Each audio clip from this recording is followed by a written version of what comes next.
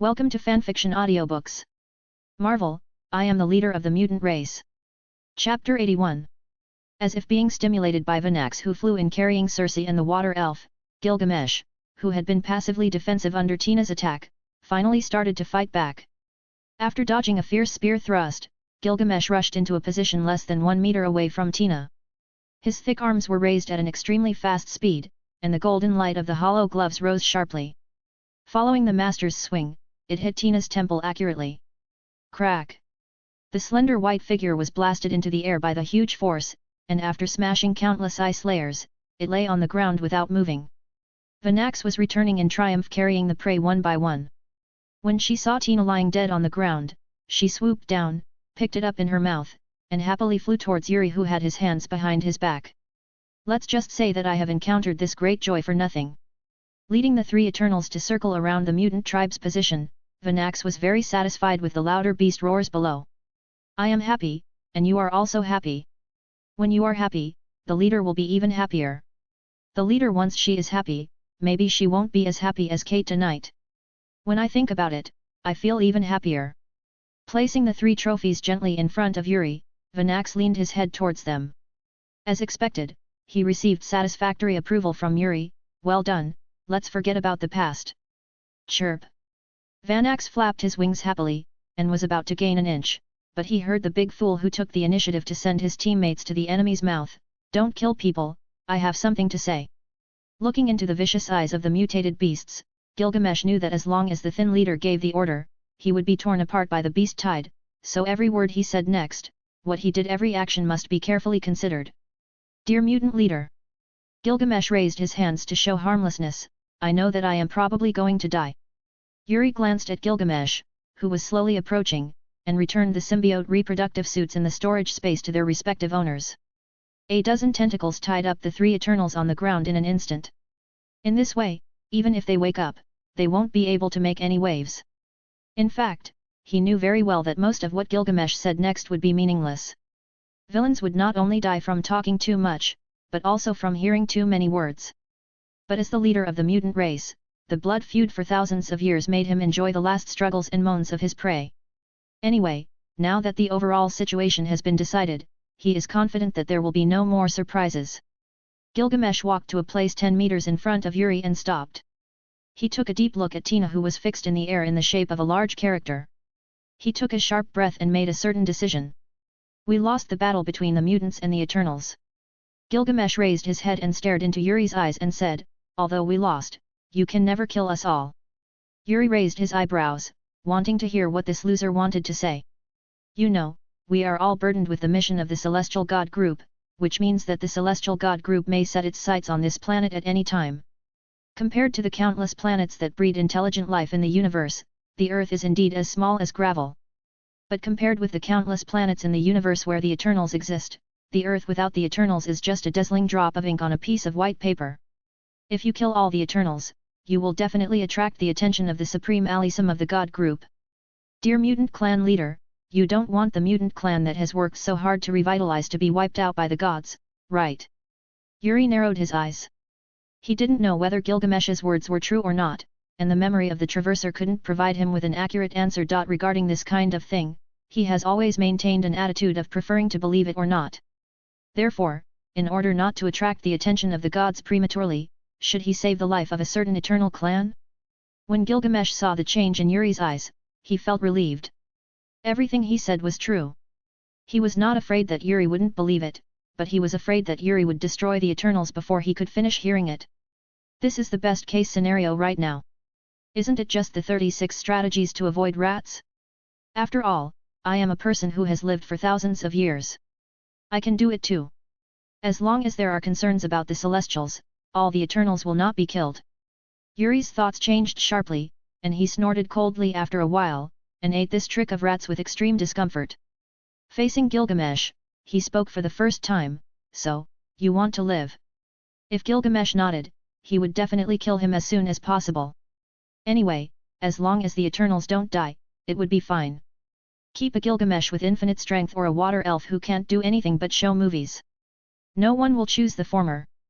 Surprisingly, Gilgamesh knelt down directly facing Yuri. It's not me, it's Tina, He glanced at the unconscious Valkyrie in white, with infinite tenderness in his eyes. Among the 10 Eternals who came to the earth, I was the only one who could subdue Tina when she became ill. Over the course of hundreds of years, I had a special feeling for her, and I wanted to express my heart to her on the centennial day 3 years later. He took out a dazzling light golden diamond from his arms, held it in his hand and looked at it affectionately. All my companions know what I am thinking. Circe has prepared this only golden diamond in the world for me. Phostos cast the most powerful blessing magic on it, a Jack promised to help me lobby, and Ginge promised. He carefully placed the gold diamond on the ice in front of him, raised his head and looked at Yuri sincerely and said, I am willing to die, but I ask you to give this diamond to Tina after I die. Willing to die? Yuri chuckled, controlled the symbiont's genital suit to transform into a sharp cone, and stabbed it into Gilgamesh's chest severely. After severely injuring the opponent, he turned the sharp cone into a tentacle, and rolled Gilgamesh, who did not make any resistance, into the chest. In front of him, he picked up the golden diamond that was stained with his blood on the ice. Dozens of blue-black transmission tubes penetrated deeply into Gilgamesh's body. The latter felt the pain of being deprived of his abilities, but did not dare to resist at all. While feeling the transformation of his body by his new abilities, Yuri used 2 fingers took the gold diamond handed to him by the symbiote's tentacles. Under the sunlight, this magnificent diamond the size of the thumb's belly reflected a gorgeous and magical golden light. Gilgamesh stared blankly at it spinning between Yuri's lips, forgetting the physical pain for a moment. Crack, crack. As Yuri rubbed his fingers, countless tiny crystal-clear diamond residues fell like snowflakes in the sunlight, and countless golden rays of light intertwined together, as if a golden ribbon appeared out of thin air. Yuri withdrew the transmission tube and pulled Gilgamesh, who was frightened and angry but had lost all his strength, in front of him. Your so-called willingness to die is nothing more than my kindness to you, a failure who has lost everything. Who do you have to make demands in front of me? He clung to Gilgamesh's gradually turning black ear, and smiled in a voice that only the 2 of them could hear. Tina looks great, I will help you take good care of her. Chapter 82 Fury, you can't control it. A Jack, Phostos, Druid, Makari, Ginge, Igris, Gilgamesh, Circe, Water Elf. Yuri waved his hand and took Tina, who was still unconscious, into the storage space.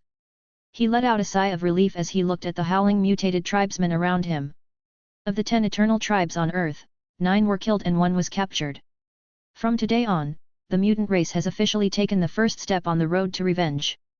Instead of rushing to study the 3 new abilities he had acquired, Yuri turned his eyes and looked across the Mang Mang icefield to the particularly huge-looking aircraft carrier. After absorbing Circe's memory, Yuri learned that in exchange for Pierce's maximum help, the 4 Eternals had made great contributions to Serpentine's shield, including but not limited to Gilgamesh's ability display, Tina's actual combat teaching, the history explanation of the water elves and the synthesis of Circe's precious materials. And this aircraft carrier was transformed by Circe into a steel behemoth with a pseudo-adman alloy structure. Shaq followed Yuri's gaze and instantly understood what he meant. Chief, I understand, keep a low profile, right? Yuri was in a good mood at the moment and asked with interest, tell me, how can I keep a low profile? Hey. Shaq raised his head and answered confidently, let compatriots with psychic abilities board the ship, change everyone's memories, and make them think that the enemies have been wiped out, and the Eternals as allies also disappeared after that. Trace. Seeing the dumbfounded expressions of the mutant tribesmen around him, Shaq was very proud. When it comes to keeping a low profile, he has learned everything from the leader. Except for the leader, no one can act more low-key than me. Yuri looked strange and patted Shaq's shoulder gently, your plan is very good and low-key, but Shaq, we are different now from before. Facing the other party's puzzled gaze, he explained happily, there used to be only 6 mutants, but now the total number of mutants exceeds 1,000. We used to be weak and had to hide from the Eternals hiding in the dark. That's why I ask you to keep a low profile and not reveal your identity. But now, there is no need to worry about these things, the enemy we have fought with for thousands of years has been completely eliminated. The most powerful person on the earth is now my teacher and friend. In the Ming Dynasty, we control the Rebirth Pharmaceutical Company and are the capital of the world. As a member of the Communist Party of China, in the dark, we have thousands of compatriots with superior combat capabilities. From now on, it is our enemies who should keep a low profile. Shaq nodded in understanding. He just knew that he seemed to have to learn a completely different style of behavior. Fortunately, Yuri directly pointed the direction for him. He patted Shaq on the back and said, "Take 100 compatriots and wash the ship with blood. Anyway, they are all remnants of Hydra, a group of people who want to destroy the world. Scum, kill people and seize ships, leaving no one behind." "Yes." Shaq started to choose his comrades without hesitation. Seeing his desperate look, Yuri didn't want to really bloodbath the entire aircraft carrier, kill them cleanly.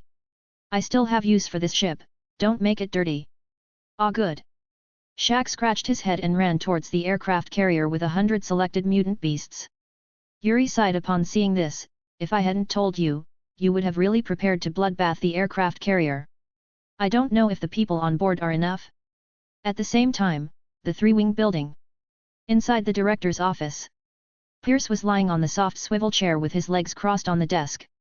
He was playing with the flying eagle ornaments in his hands, his eyes full of regret and pride.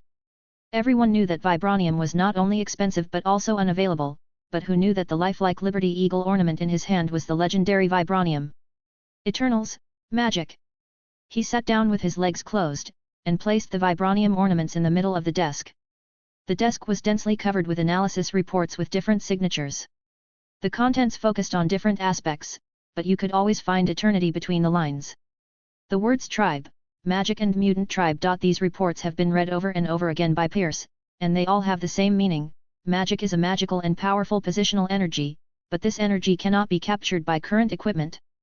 Unable to use. A bunch of trash. Pierce picked out one of the messy reports that he had specially marked. This report was no longer an analysis of magic and the Eternals, but a summary of all the abnormal events that had occurred recently. One of them was highlighted by the analyst. Marked in bold, the attached photo is Yuri smiling. After successfully rescuing Tony Stark in the Middle East and living in his ancestral handicraft shop on the commercial street after returning to China, the main developer of the rebirth potion had no record of receiving systematic medical education before. He developed the steam armor and sold it to the military in our bureau. A few months ago, a large-scale collapse occurred in the commercial street for unknown reasons, and then left for the North Pole. Its whereabouts are still unknown. This is really a brilliant experience. Pierce looked at Yuri's photo again and again, and reached for another report. Shocking, the power source of the steam armor seems to come from magic. Yuri Ambrosius. Pierce looked at the enlarged partial photos of the armor in the report. The mysterious lines looked so similar to the special effects of the Eternals when they cast magic. He put on his reading glasses, looked closer and murmured. Said to himself. "It's really puzzling. As an heir to a family that has been passed down for hundreds of years, how many secrets do you hide in your body?" At this moment, there was a dull knocking sound on the heavy explosion-proof door. Pierce looked up and saw a big black and bright stewed egg on the computer screen. He quickly put away the documents on the table and pressed the Allow Entry button.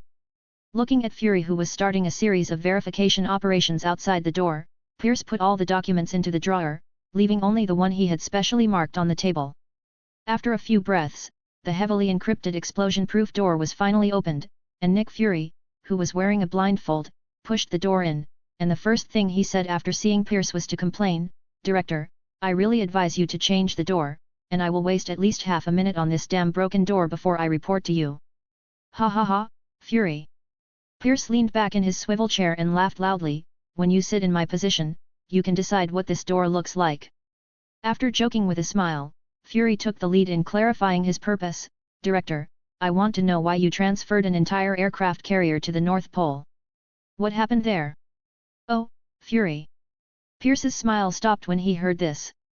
He pushed the documents on the desk to the opposite side and said to Lu Dan with a confused look on his face, "I have already read your report. It is rich in content and perfect in every way. But..." Pierce's tone changed and he said in a commanding tone, "I order you to immediately stop all investigations against Yuri Ambrosius and listen to my advice, Fury. The water here is too deep, you can't control it." Chapter 83. I was so panicked at that time. While Shaq led people to clean up the aircraft carrier, Yuri asked Vanax to find an underground ice cave nearby that was large enough for all the mutants. Before all the mutants could learn to hide their beastly nature and open up their intelligence, Yuri did not. There is no intention of exposing them to the world. Anyway, there haven't been any particularly dangerous battles in recent years. How wonderful it is to keep growing. The four chats led a group of mutant beasts to the ice cave, while Yuri rushed towards the aircraft carrier parked outside the North Pole alone. It felt different having his subordinates.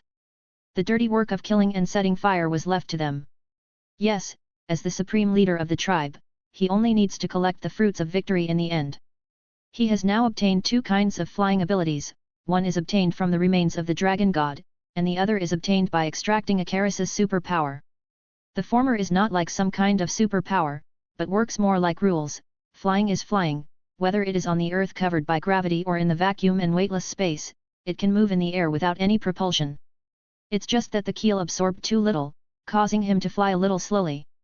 The latter is the force field superpower that he has always been thinking about. If he wants to use it to fly, he must control the surrounding magnetic field to do work on himself. Yuri is still in the exploratory stage of controlling this ability. In his imagination, this superpower is a pedal to help control the magnetic field. He hopes that through continuous contact and deepening, he can eventually master a biological force field similar to Superman, Magneto's magnetic field control and other ultimate superpowers. Compared with Icarus, who can break the speed of sound from the start, the maximum flight speed he can reach now is only about 80 km per hour. He can go on the highway, but can only drive in the slow lane, and can run out of the sonic boom circle. Compared with the body, it really stretches the crotch. But almost every superpower he acquired had to go through a process from weak to strong. He didn't think it was complicated. At most, he could just send it to the idle panel and let him practice it by himself. Speaking of the hang-up panel, Yuri opened it during the boring flight, but after looking at it this way, he was pleasantly surprised to find that the addition points on it had actually increased. Host, Yuri Ambrosius. Available skills, Super Healing, Mind Control, Technological Side Manufacturing, Magic Side Manufacturing, Super Agility, Spider Sense, Electrostatic Adsorption, Force Field Flight, Laser Eye, Material Manipulation, Weaving Illusion. Idle column, 1. Points for adding columns, 2. On-hook skills, Super Strength, Integrated Version, Dragon Pattern, Super Speed, Energy Control. After taking a closer look, he also found that not only did the number of points for adding columns change from 0 to 3, but there was also the word Integrated Version after the superpower in the idle skill column. He still has some clues about the latter. He should have integrated the physical superpower of the science side and the magic superpower of the magic side. Whether it is or not will be revealed at 12 o'clock tonight. But the extra column points that changed from 0 to 2 made him confused and puzzled. When he looked at it last night, it was still 0. Why did it suddenly change to 2? Think about today's series of encounters, that is, losing weight to the god of symbiote Nar, trapping the black dragon Grendel to death, forcing the eternal Gilgamesh to death, and draining Circe and the water elves. The problem must lie within a few of them. 2. Yuri was thinking about the connection between this number and several people while flying. 4 people died today, and 3 of them were killed by him. There shouldn't be much connection with this. If killing people can increase points, so what do Icarus and the new leader count? It has nothing to do with the number of lives killed, it has to do with the people killed. Gilgamesh, Circe, water elves. The 3 of them have something in common. They are all Eternals, but Icarus, who is also an Eternal, did not contribute extra column points to Yuri, so this possibility is ruled out. So, what is the difference between 2 of these 3 people and the other one? Gilgamesh. Circe. Yuri's golden eyes suddenly lit up, and he discovered his blind spot. The reason why the Eternals have existed for thousands of years without being discovered is because almost everyone who has seen their existence has had their relevant memories washed away by the Druids using psychic abilities. But just like the Celestials, it is impossible to completely wash them away. The memory of all Eternals is the same, and the work of the Druid has its flaws from time to time. Gilgamesh is widely spread in Mesopotamia. In the Mesopotamian mythology system, this is a demigod with superhuman strength, possessing the strength and wisdom of a god, but without the divine power. Life. In Yuri's opinion, this is pure nonsense. In terms of longevity, no one can compare with the Celestial team, a tool man who performs regular maintenance. His short life is probably because Gilgamesh died after clearing out the local mutated beasts. The reason for disappearing. As for Circe, as the first Eternal to have direct contact with humans, the dagger she transformed using her superpowers was put up for auction more than 10 years later. There is a high probability that she is also enshrined by an unknown civilization. The god of faith. Only by killing the god can you increase the points for adding columns. Yuri's eyes narrowed slightly, with a terrifying look in his eyes. He was fully capable of verifying this conjecture. You must know that he has two gods in his hands. The god of symbiotes, Nar. Valkyrie, Tina. Right or wrong, you will know after you kill him. The brightly lit but eerily quiet aircraft carrier was already in sight. Yuri suppressed his inner excitement. He must kill Nar.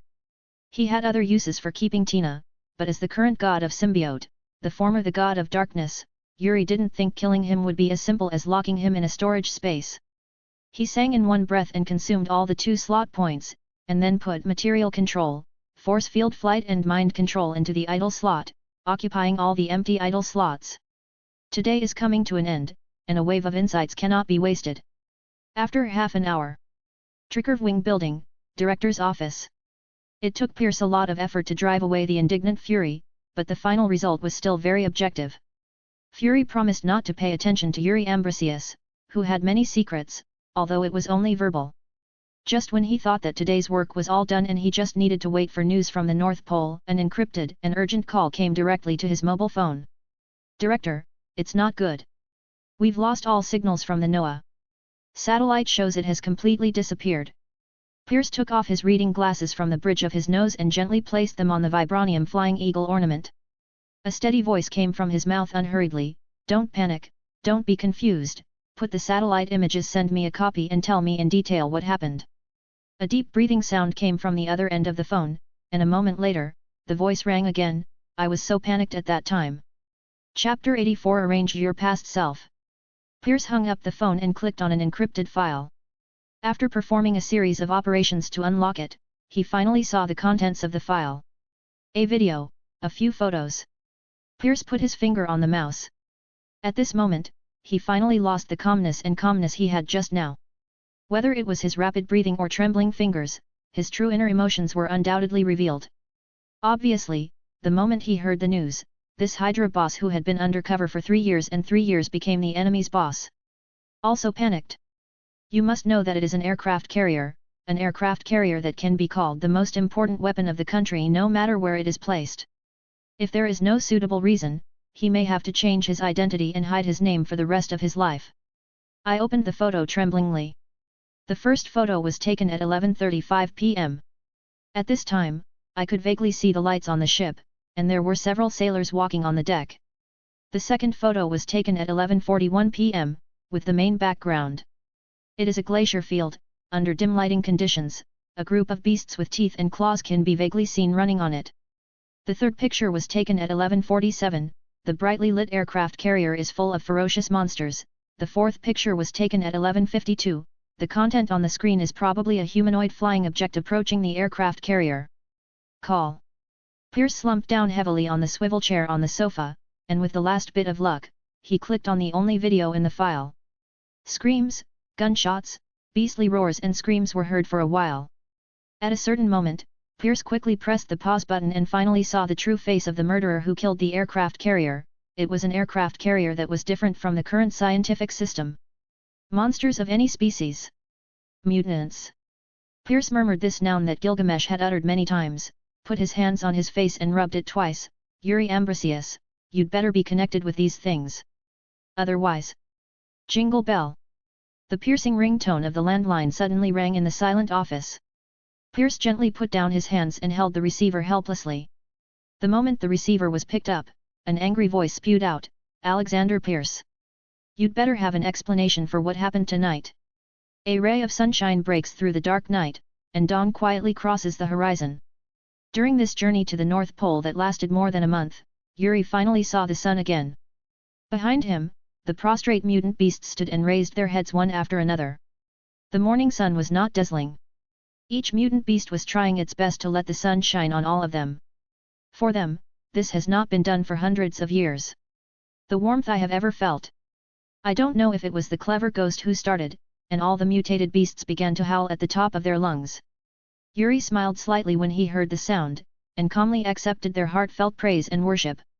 Just after lunch, Yuri looked to the south with a feeling. Two familiar smells were coming quickly, one was the personal guard Chat, and the other was the black Old Rogers. Yuri put down the bowl and chopsticks, knowing that the trip to the North Pole is about to come to an end. Leader. Chat was carrying the main body of an extremely damaged aircraft, while Black was carrying some fragments of the fuselage and a completely cut, square block of ice. The former threw the big thing on his back with a throwing gesture. To the ground, a large number of cracks spread along the fragile ice. I didn't want to take it. Chat disgustedly kicked the iron guy who had been holding him down for most of the day, and said helplessly, but Black and White insists that this thing is important, and the documents inside will be helpful to you. Everything you say is true. Different from Chat's extravagance, Rogers first controlled the symbiote reproductive suit and placed the parts on the ice without hesitation. Then he personally took the large ice cube covered by the symbiote in all directions and carefully placed it on the ground. Chief, as far as I know, S.H.I.E.L.D. found a lot of tips on how to use the cosmic cube in this plane, but this information was intercepted by the current director, and finally entered the hands of Hydra. Scarlet Witch Wanda and Quicksilver were transformed by Hydra using the Mind Stone after getting this information. Yuri nodded when he heard the words, stretched out his hand to release a trace of life energy and penetrated the big ice cube, sensing the vital signs of Popsicle Rogers. Under Xianzi's undisguised nervous gaze, he stopped his hand and said with a smile, "He is fine, don't worry." Mobilizing energy to act on the ice, under the shocked gazes of Chat and Black, 3 crystal-clear ice stools and an extremely smooth ice table slowly took shape. Not long after, a room was even created out of thin air around the 3 of them. A perfect igloo. Congratulations to the leader on your new ability. Seeing the magical scene that looked like 3D printing in front of him, Chat quickly paid Yuri a sincere compliment.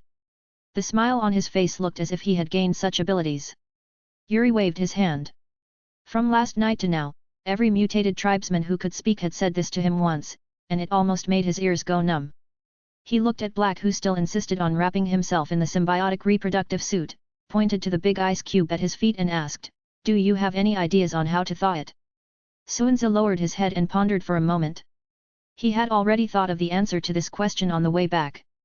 Keep it as is and leave it to S.H.I.E.L.D. Before Yuri could speak, he took the initiative to explain, "Chief, for us, the biggest advantage is to have a prophet of the future. I think the best way to maintain this advantage to the maximum extent is to avoid going as much as possible. Change the known future. It's my idea to let the old me go on living through my past." Yuri thought for a while, and finally accepted Rogers' suggestion. Anyone with a little ability to unfreeze Captain America can do it, but how to appease the awakened Captain America, let him re-understand the world 70 years later, and accept the reality of a dream 70 years ago? This kind of thankless job still needs to be done. Better to do it for S.H.I.E.L.D. Who do you want to give yourself to? Or Fury? In this matter, Yuri decided to completely comply with the wishes of the old Rogers. He was just an earthly human being strengthened by the super soldier serum. For him, there was no big difference no matter what. The old Rogers, who was completely wrapped in the symbiote reproductive suit, spread his hands helplessly. "If possible, I hope you can hand him over to Coulson. In this way, my safety factor will be greatly increased." Yuri smiled knowingly. Indeed, as a loyal fan of Captain America, Coulson would carry Captain America's card with him even during missions. If he handed little Rogers to him, the novice instructor would do his best to protect his idol. Invulnerable. I'll call him right now. The last time Coulson visited his ancestor's handicraft shop, Yuri saved his contact information, found the number and clicked to call. After a few blind tones, Coulson's slightly confused voice came from the receiver of the satellite phone. Yuri. Chapter 85. Why are you there everywhere? After a brief exchange of greetings, Yuri went straight to the point. "Coulson, do you have time recently? I hope you can come to the North Pole." Coulson on the other end of the phone looked around. He had just finished the work at hand and was now eating the remaining lunch in the cafeteria. There were not many people around. Except for the occasional sound of clinking knives and forks, it could barely be considered quiet. "Can I ask what you want from me? You know, people in our industry are generally not allowed to live freely." "Captain America." Yuri on the other end of the phone only said 2 words, but these 2 words made Coulson stunned. "Why did you mention Captain America?" Yuri chuckled. "You know I've been to the North Pole for almost 2 months, right?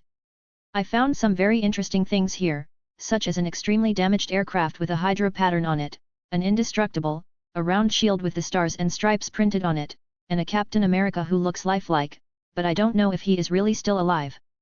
What?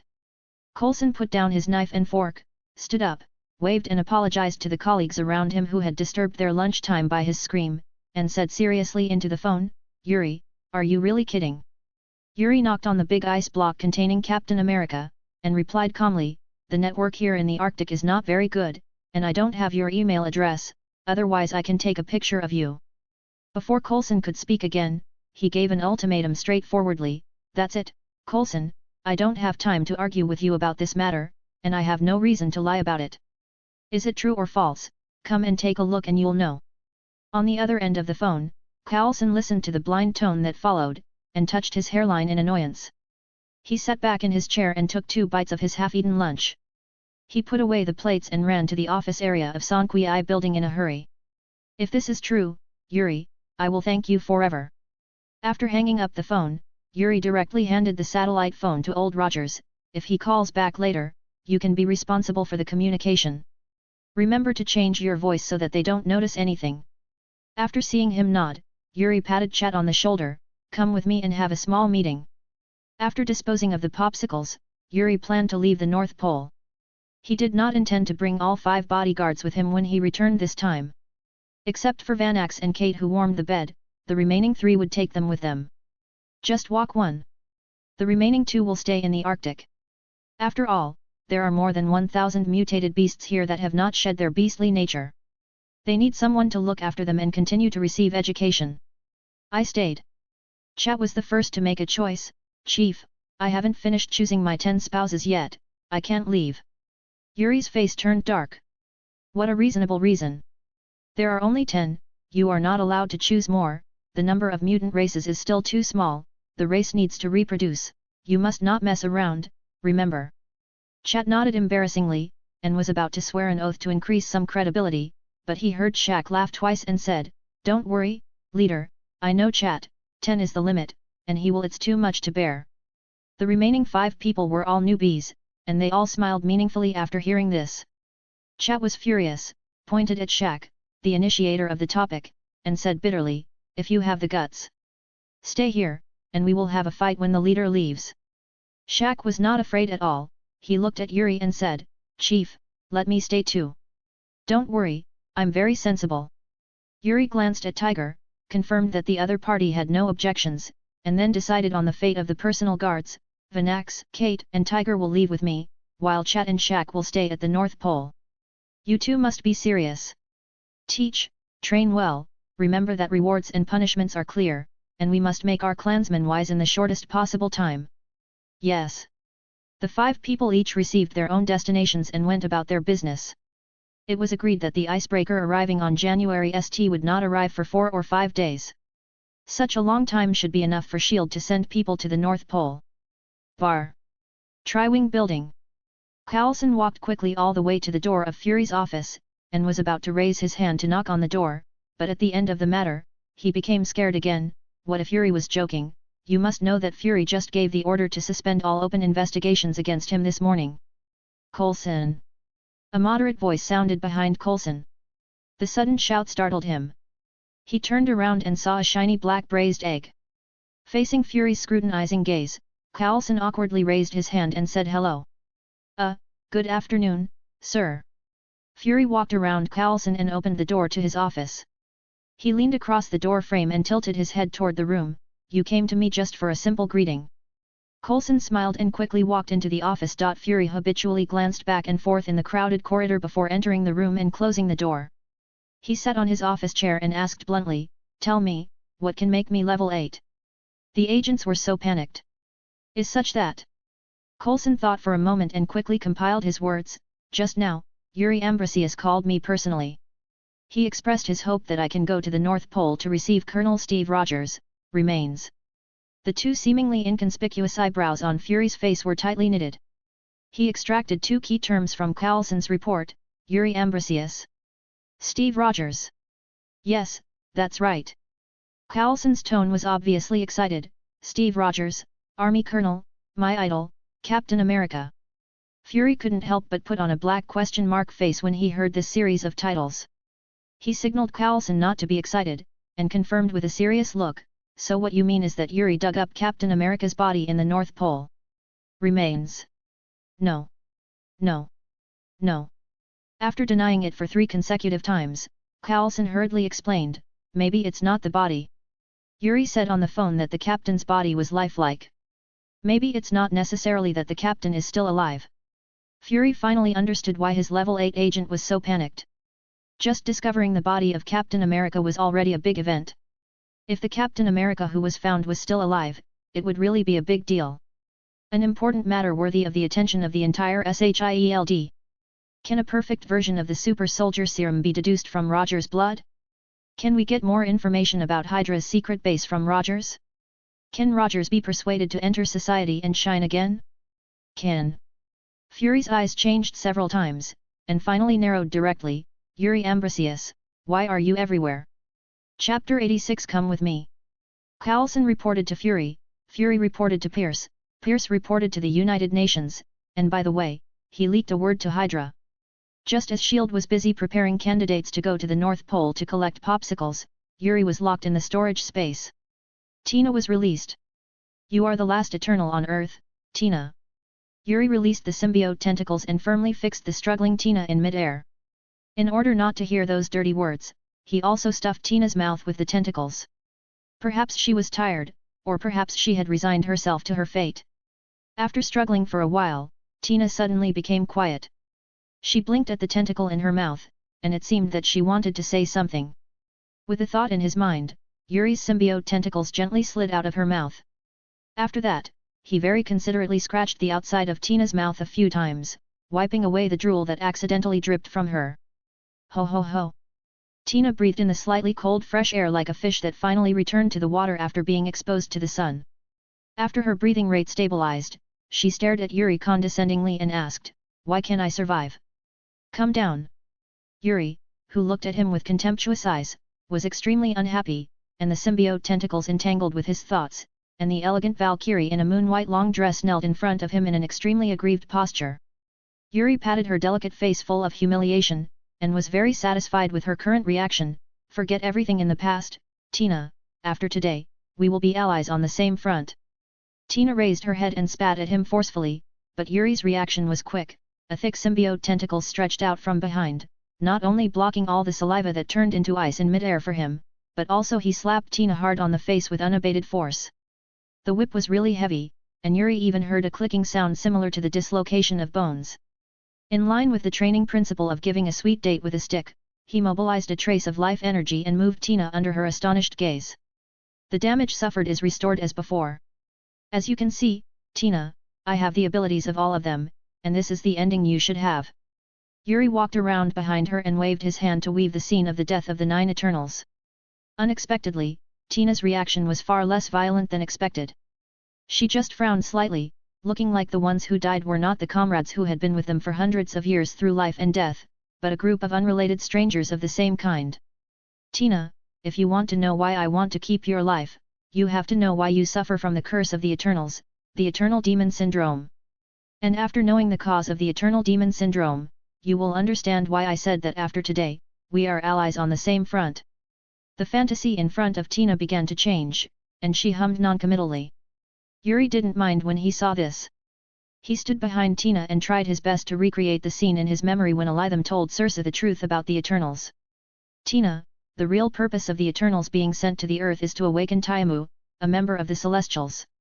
Every billion years, a new Celestial will be born, and Elitham will sow seeds on the main planet of the universe. The seeds of the Zaitian god clan. The Earth was chosen as the host of Taimu, the Celestial clan. In order to grow, Taimu must draw a lot of energy from intelligent life. The mutants' hunting of humans hindered this until you Eternals sealed us and eliminated us. Now, the population on Earth is close to what is needed with the required quantity. God's awakening will officially begin in at most 10 years. Seeing the Earth explode and Taimu being born, Tina raised her eyebrows and said, "What does this have to do with my eternal demon disease?" Yuri changed the illusion after hearing this. "For millions of years, the Eternals have helped many Celestials complete the awakening of gods, and you are one of them. This is impossible." Tina said doubtfully, Earth is my first mission. Haha. Yuri smiled and told the truth, Olympia does not exist, Tina, your real home is in the World Forge. This is where the Celestials set and built the Eternals. Seeing row after row of lifeless machines appearing in front of her, Tina's emotions suddenly fluctuated violently. Waves of unpredictable golden light flickered under her fair skin, and her eyes turned slightly white, obviously. It is the memory that has been stimulated and is about to enter a downtime state again. Yuri didn't have any good solutions for this. He had wanted to explore the mystery of the Eternal's body structure more than once, but he had to admit that a guy who could even use force to break the seal of Phastos was not a good choice in the Celestial group. In front of the precision instruments made by his own hands, he looked like an idiot who couldn't read a word. The Eternal Demonic Syndrome is the downtime of the Eternals. Yuri decided to absorb human wisdom and experience. The best way to deal with downtime is to shut down and restart. The golden hollowed-out glove silently wrapped his entire right fist. After accumulating power for a short time, Yuri twisted his waist and exerted force, mercilessly ramming his fist the size of a sandbag on the back of Tina's head. The flickering golden waves disappeared instantly. Tina lowered her head weakly, and the white in her eyes gradually faded. Yuri nodded when he saw this, healed Tina with life energy and slapped her to wake her up again. Looking at the 3D audio that began to change again, Tina raised her eyebrows and said nothing. She just turned her head slightly and asked Yuri, I have lived for millions of years, why can't I remember anything about the past? Stand up. Yuri waved his hand, and a giant wall resembling a honeycomb appeared in front of Tina. No, it's not that you can't remember anything. After each awakening of the gods, your memories will be erased and reset. All memories are stored here to assist the Celestial group in studying us, the mutant race. Without staying on this topic for too long, Yuri waved his hand to dispel the illusion, walked up to Tina, looked at her and said, but there will always be some problems in the process of erasing and resetting the memory, causing the memory from the last mission to remain in the brains of the Eternals. The Celestials are very smart. They not only set you up as synthetic creatures that cannot evolve independently to make up for their past mistakes. In order to prevent the ordinary Eternals from noticing the truth, they even did not hesitate to reduce the brain capacity where your wisdom lies. In this way, even if you recall the memories of the past, you will lose yourself and fall into madness because you can't bear it. This kind of situation does not often appear in the Eternal race. They are given the cursed name Eternal Demon Disease. Everything you see when you are in a dazed state is your previous memory. Yuri gently untied the symbiote tentacles restraining Tina, who fell to the ground for a moment due to lack of support. Gently pulling her up from the bone-chilling ice, Yuri leaned into Tina's ear and quietly mobilized his spiritual energy to act on Tina, who was in the period of rebuilding her outlook on life. He opened and closed his lips and spoke with a very seductive voice. It sounded directly in Tina's heart, do you still want to continue your life as a tool? Come with me and become the enemy of the gods. Chapter 87 I don't want to be a hero. As the sky gradually dimmed, Yuri opened the two long legs locked around his waist, pushed Tina who was sleeping soundly aside, and covered her delicate skin with a quilt. Here, Yuri sincerely praised the craftsmanship of the Tenjin group. Superb. It's very moist, too moist. Being fond of the new and hating the old is not a good quality. After spending a few hours dealing with Vinax and Kate, Yuri finally fell asleep. As a mutant, he needs very little time to restore his energy. Coupled with his continuous improvement in strength, he now only needs more than an hour of sleep a day to eliminate fatigue. The sun rose in the east and set in the west, and the new day ended quickly. Yuri, who had been waiting for the whole day, felt something in his heart. He closed the Encyclopedia of Magic, asked Old Rogers to carry the popsicles, and said goodbye to Saudi and Chet who were staying in the North Pole. A group of people packed up their gear and rushed to the edge of the North Pole. The shield guys are here. He has integrated Icarus's force field flight and several other newly acquired superpowers into the symbiotic reproductive suits of the Five Shacks and Old Rogers. After a period of practice, they have all mastered the ability to fly freely. Ability. Only Tina is special. Her body structure does not allow her to evolve, so at this moment, she can only be locked up in the storage space by Yuri to avoid slowing down the progress of the entire team. In the distance, Yuri and others who occupied the highest point saw a strange icebreaker. Perhaps they had learned the lesson from the last time. This time the icebreaker looked ordinary and could only be considered medium-sized at best. As Yuri was flying, he took out his satellite phone and called Carlson. Their current state should be regarded as humanoid UFOs. Although cannons and missiles did not pose any threat to him, they were still in conflict with the Aegis. The first time they met in the bureau, it wasn't very good to have a fight. "Hello, Coulson, I'm flying in the sky, you should be able to see us." On the other end of the phone, Coulson, as the supreme commander of this operation, had just been called to the radar monitoring room. His eyes moved back and forth between the 5 light spots on the radar and the phone in his hand. He waited for a while before quietly speaking. Said, "Yuri, you didn't tell me you knew this trick when we last met. What is it, magic or?" Yuri chuckled and hung up the phone without answering. He just said hello to Coulson and informed him that explaining the source of his ability was not within the scope of this transaction. In less than 10 minutes, several people finally arrived directly above the icebreaker. Yuri could sense that at least 30 guns were pointed at him, but he ignored it and led several people behind him to land directly on the icebreaker that had arrived early. In front of Coulson waiting on the deck. Without greetings or explanations, Yuri turned sideways, and Old Rogers, who was completely wrapped in the symbiote reproductive suit, carefully placed the large ice cube on his shoulders on the deck. "Take a closer look to see if this is the real Captain America." Coulson stopped thinking about anything else the moment he saw the big ice block.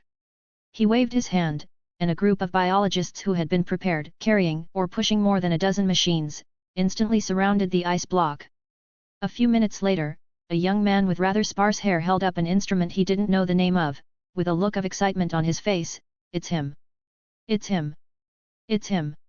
Great!" Coulson waved his arms vigorously, looked at Yuri and said gratefully, "Thank you very much for bringing Captain America back, Yuri, you will be my friend forever." Yuri turned his head and gestured to Old Rogers, who nodded. The symbiote's tentacles covered the entire ice block and then lifted it onto his shoulders. The atmosphere on the deck fell into silence for an instant. Facing Coulson's doubtful gaze, Yuri smiled and said, "Let's talk about the bargaining chip you prepared for me to get back Captain America." 2 days later, a large villa by the sea in New York. Yuri took a brief tour of the new home under the guidance of Ethan. It was big and nice, and there wasn't much to say. After everyone selected the room, Yuri sat in the spacious living room and listened to Ethan's report on what had happened in the past month or two. RESP Pharmaceutical Company is developing well. Reborn Pharmaceuticals has been sold to more than 100 countries and regions around the world, bringing us more than 5,000 billion in actual revenue. Stark's new energy industry is also in the process of development with the support of Congress and the military. Large-scale infrastructure construction has begun across the United States, and actual benefits will be achieved in less than a year at most. The monthly output of steam armor is still a bit low. Not only the Army, but also the US Navy and Air Force have contacted me after seeing its strength and want to make large-scale purchases. The other is the underground world. After Kingpin died, his confidant Wesley quickly completed the restoration of chaos. Now he is the new underground emperor. This man's methods are very clever and he has won the recognition and affirmation of almost all rule makers. Yuri looked at Ethan who was chatting in front of him with great relief. It was obvious that nearly 2 months of training had successfully transformed him into a butler-type character who could take charge of his own duties. From now on, he would not be needed for many things. No more trouble. The production of steam armor will not expand anymore. Things are rare and valuable. If they come to you again, you can say that S.H.I.E.L.D. took away all the remaining shares. Wesley is just an ordinary person. As long as he doesn't come, it's nothing to look for. So you don't have to worry about it anymore. After receiving the instructions, Ethan turned around and left. The symbiotic reproductive suit gave him superhuman energy and learning ability, which also ignited his long-dormant heart. Working hard, this is the new one he found for himself. Direction in life. Yuri lay on the sofa for a while, opened the storage space with his hand and released Tina inside. During the days on the boat, she has been carrying it in the storage space, where there is no change of time, so the big sun outside the window made her really happy. Didn't get used to it for a moment. What are we going to do next against the Celestials? Tina naturally lay down next to Yuri, who opened her restless little hands and said, "The gods create planets and fabricate life. Fighting them is destined to be a long and difficult process." He pinched Tina's cheek and said in a faint tone, "The first step we have to do is to expand our influence on the Earth. This is a very special planet, even in the entire universe, it is extremely special. 1. This also leads to many interesting things happening here, as if, it is the center of the entire universe. Tina, the era of superheroes is coming, and I hope you can become one of them, preferably an official one. Nick Fury, the next director of S.H.I.E.L.D., is about to start his Avengers plan, I hope you can join it. Tina hummed twice as she squeezed her big hand between her legs, looked at Yuri with watery eyes and asked, "What about you?" Yuri leaned over and smiled, "I'm not a decent hero." Chapter 88 Hulk, Heavy Hammer. In a place like New York in the Marvel Universe, leisure time is always so short. On this day, Yuri, who had just enjoyed a few days of leisure, was standing on the edge of the cliff admiring the sea view at dusk. However, a sudden phone call broke the charming atmosphere that had been brewing for so long. "Look who's looking for you." Tina and Kate looked at each other and took out their big hands that had slipped into their clothes. They intentionally or unintentionally lifted their hair and turned to the side, leaving Yuri with a helpless look on his face, and took out the phone in his pocket. "Ethan, what's the matter so late?" God knows how much effort he put into getting Tina and Kate to accompany him to see the scenery. For this reason, he had even endured the resentful looks in Van X's eyes for 2 whole days. It was obvious that he was just on the verge of getting there. This pass was inappropriate. The phone call immediately overturned everything. I'm sorry, boss, but there are indeed some things that you need to decide on your own." Ethan first expressed his sincere apology, then kept the story short and quickly reported the situation to Yuri. "General Ross of the US military just contacted me. He said that our steam armor is simply useless scrap metal. In a slightly more intense battle, it is as fragile as paper, so he asked us to refund the purchase price of the steam armor." Rose? A slightly more intense fight. A fat green man who was always angry appeared in Yuri's memory. Counting the time, it was time for the Hulk to cause trouble in New York. After thinking for a moment, he said to Ethan, "Ask for the specific address of this slightly more intense battle, whether there is any problem with our products, I will confront him personally." Ethan heard this without any doubts. After Yuri hung up the phone, he called General Ross directly. It was just a battle that could destroy the steam armor. With the symbiotic reproductive suit to strengthen his body, Ethan felt that even he can handle a set of steam battle armor. For the supernatural boss, this is definitely not a problem. While waiting for Ethan to find out the location of the battle, Yuri called Tina, who seemed to be really enjoying the scenery, seriously. "This is a good opportunity to bring you into the public eye, Tina. The opponent is a strong player similar to Gilgamesh, but compared to Gilgamesh, these guys may be a little more powerful." Tina put her hands on her hips and stretched out one of her long legs to stand lazily in front of Yuri. She asked directly without thinking, "What do you need me to do?" "Fighting." The phone in his pocket vibrated slightly, reminding him of new messages. Ethan learned the lesson he just learned, and this time directly sent the specific location to his boss in the form of a text message. Yuri glanced down, and waved his hand to open a golden and blue portal. The loud noise of the helicopter's propeller turning and screams came from this portal. Tina took a deep breath and looked at Yuri. Lee nodded and jumped forward into the empty room. "Watch out and don't resist." The golden blue portal slowly closed, and Yuri waved to Tina, "Suanzi and I will be there soon." Yuri here is still contacting Black Color, while Tina has broken through the window and entered the noisy street. She looked around. Countless ordinary people were screaming, pushing, and running away. The originally smooth road seemed to have been trampled by an elephant, with huge footprints several inches deep leaving cracks all over the ground. Tina pulled up an old man with glasses who had grey hair but a good temperament. He was pushed to the ground by the surging crowd. After being pulled up, Tina patted his buttocks. She could not see any nervousness in the face of danger. She looked at Tina in an extremely gentlemanly manner. After Na thanked him, he actually took out a camera from the satchel beside him and pressed the shutter several times at the 2 green giants who were quarreling with each other. Another mission accomplished. The old man carefully put the camera back into his bag, smiled at Tina, who looked surprised, and said, "My name is Stan Lee, beautiful lady. I look forward to meeting you next time." Tina instinctively felt that there was something wrong with the old man, but after the other person said these words, he immediately showed agility far beyond ordinary people. He ducked and merged into the flow of people fleeing, but disappeared in the blink of an eye. After a moment, Tina blinked in confusion. "Who was I looking for just now?" "Hulk." The huge sound directly formed a shock wave visible to the naked eye, which hit the body covered with ferocious horns fiercely. The latter stood with his arms crossed in front of his chest, and was pushed back dozens of meters by the blow.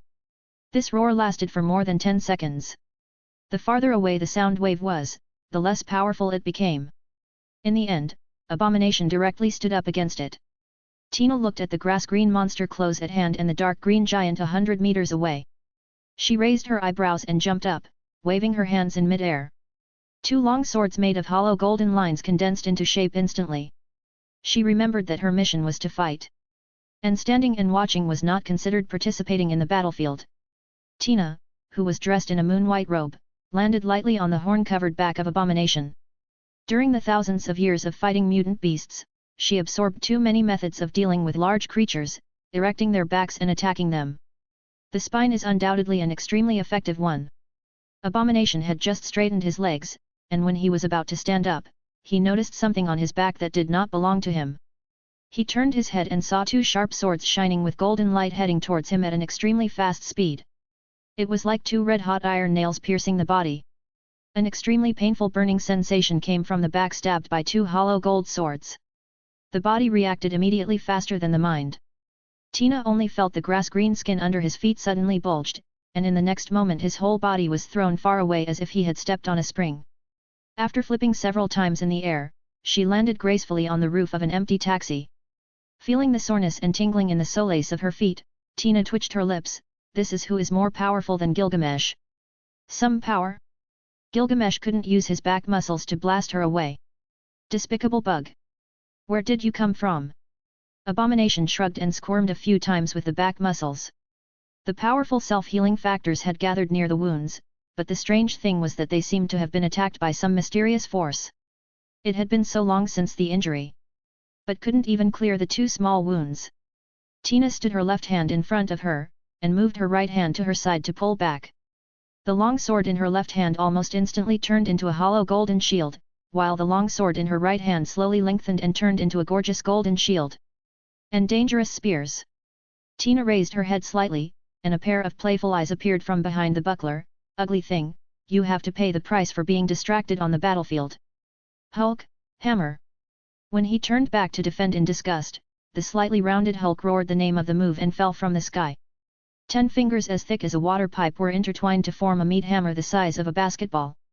Under Hate's horrified eyes, this heavy hammer came down from top to bottom, carrying huge gravitational potential energy and terrifying muscle power, and whizzed towards his head with great precision, which he had no time to defend. Chapter 89 There is no problem with the steam armor. Crack. Ugh.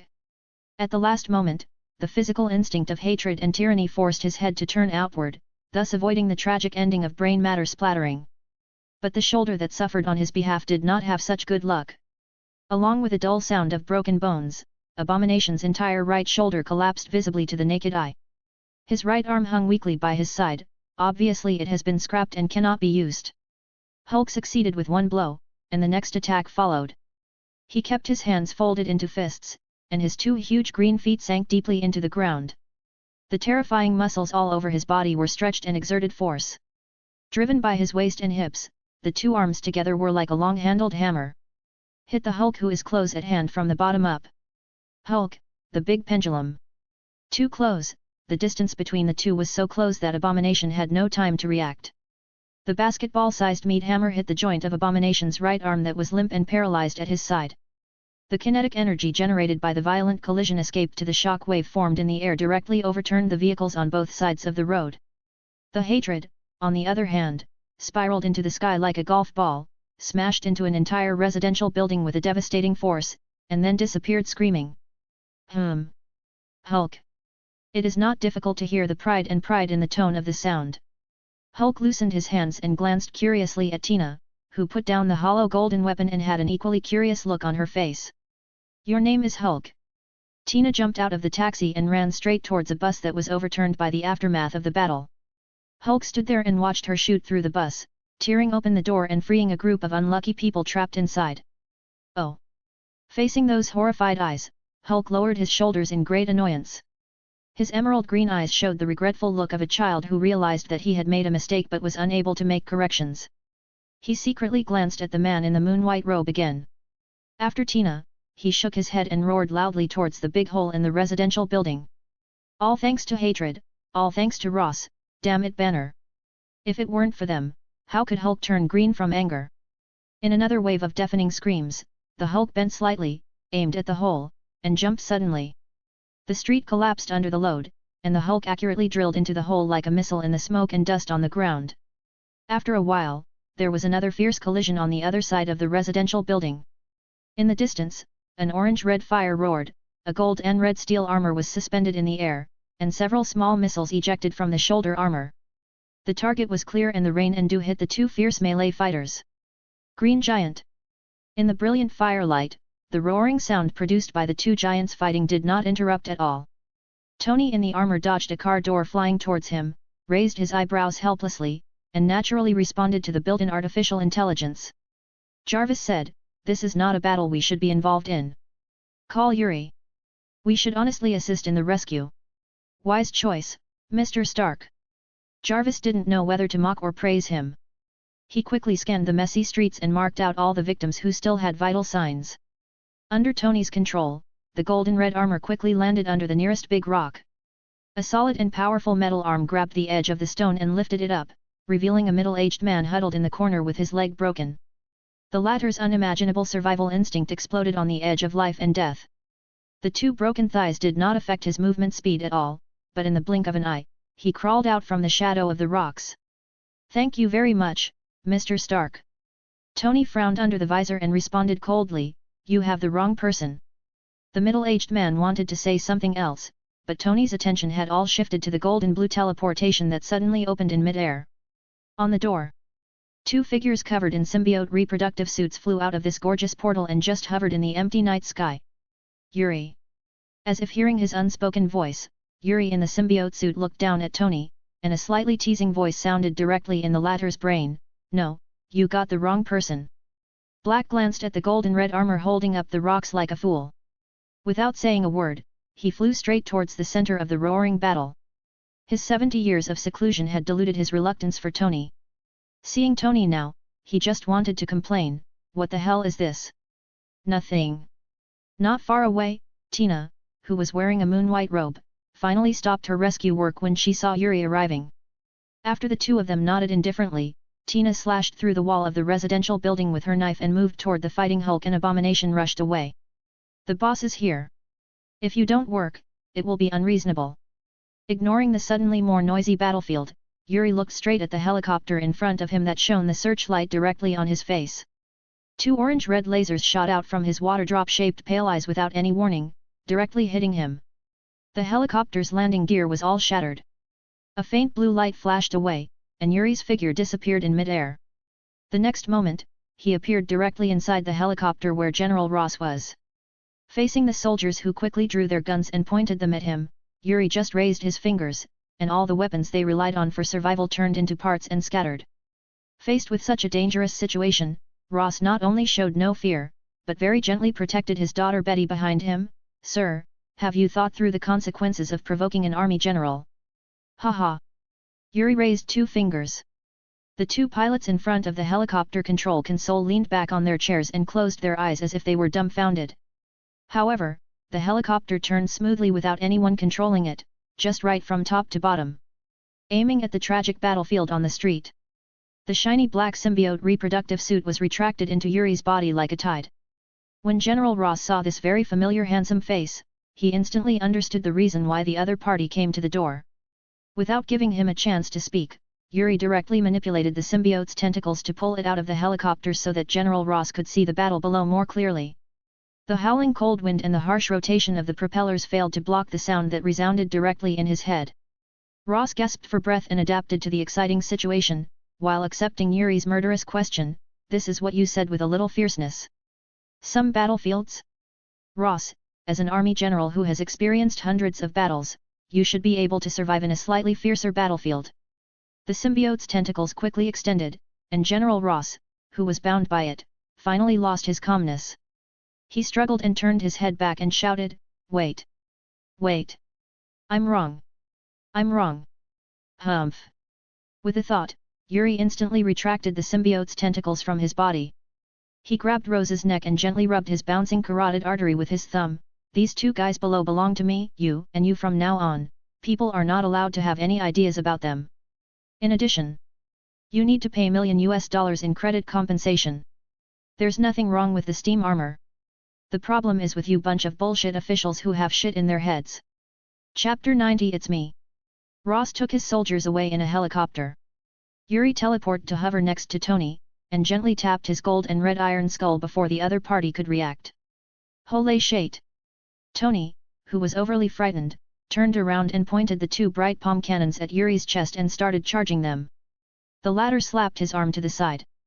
After making sure that Tony recognized him, he leaned over and leaned into his ear. Said, "Do you still remember how many favors you owe me, Tony? Now you need to start paying it back." Tony knocked on his iron skull, making a very clear clanking sound of steel. He said uncertainly, 4? 5 or 6? Maybe 7. Forget it, what do you need me to do? Yuri waved his hand and sent out a few rays of life energy to stabilize the lives of the injured who had not yet been rescued.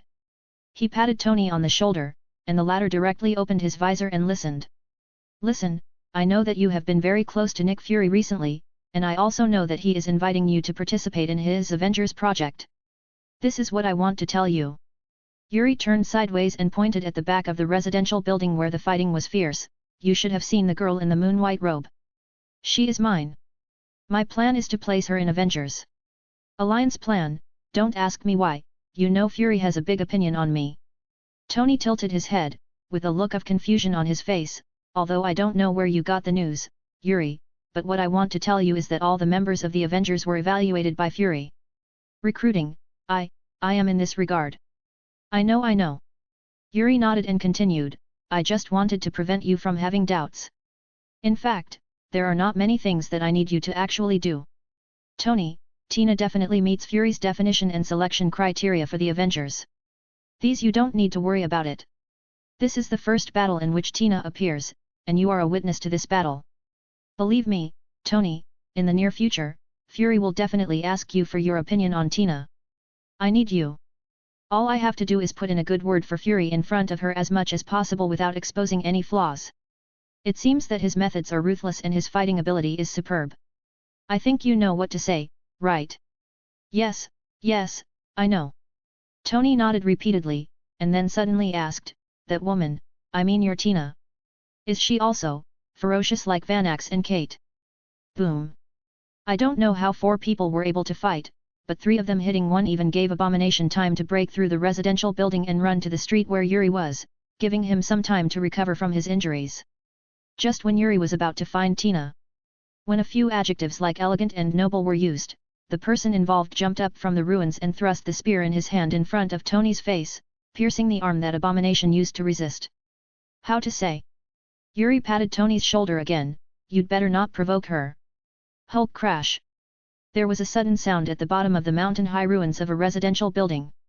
Just as Tina was slapped away by the furious hatred, Hulk rejoined the battlefield with Black in a pangolin-like manner.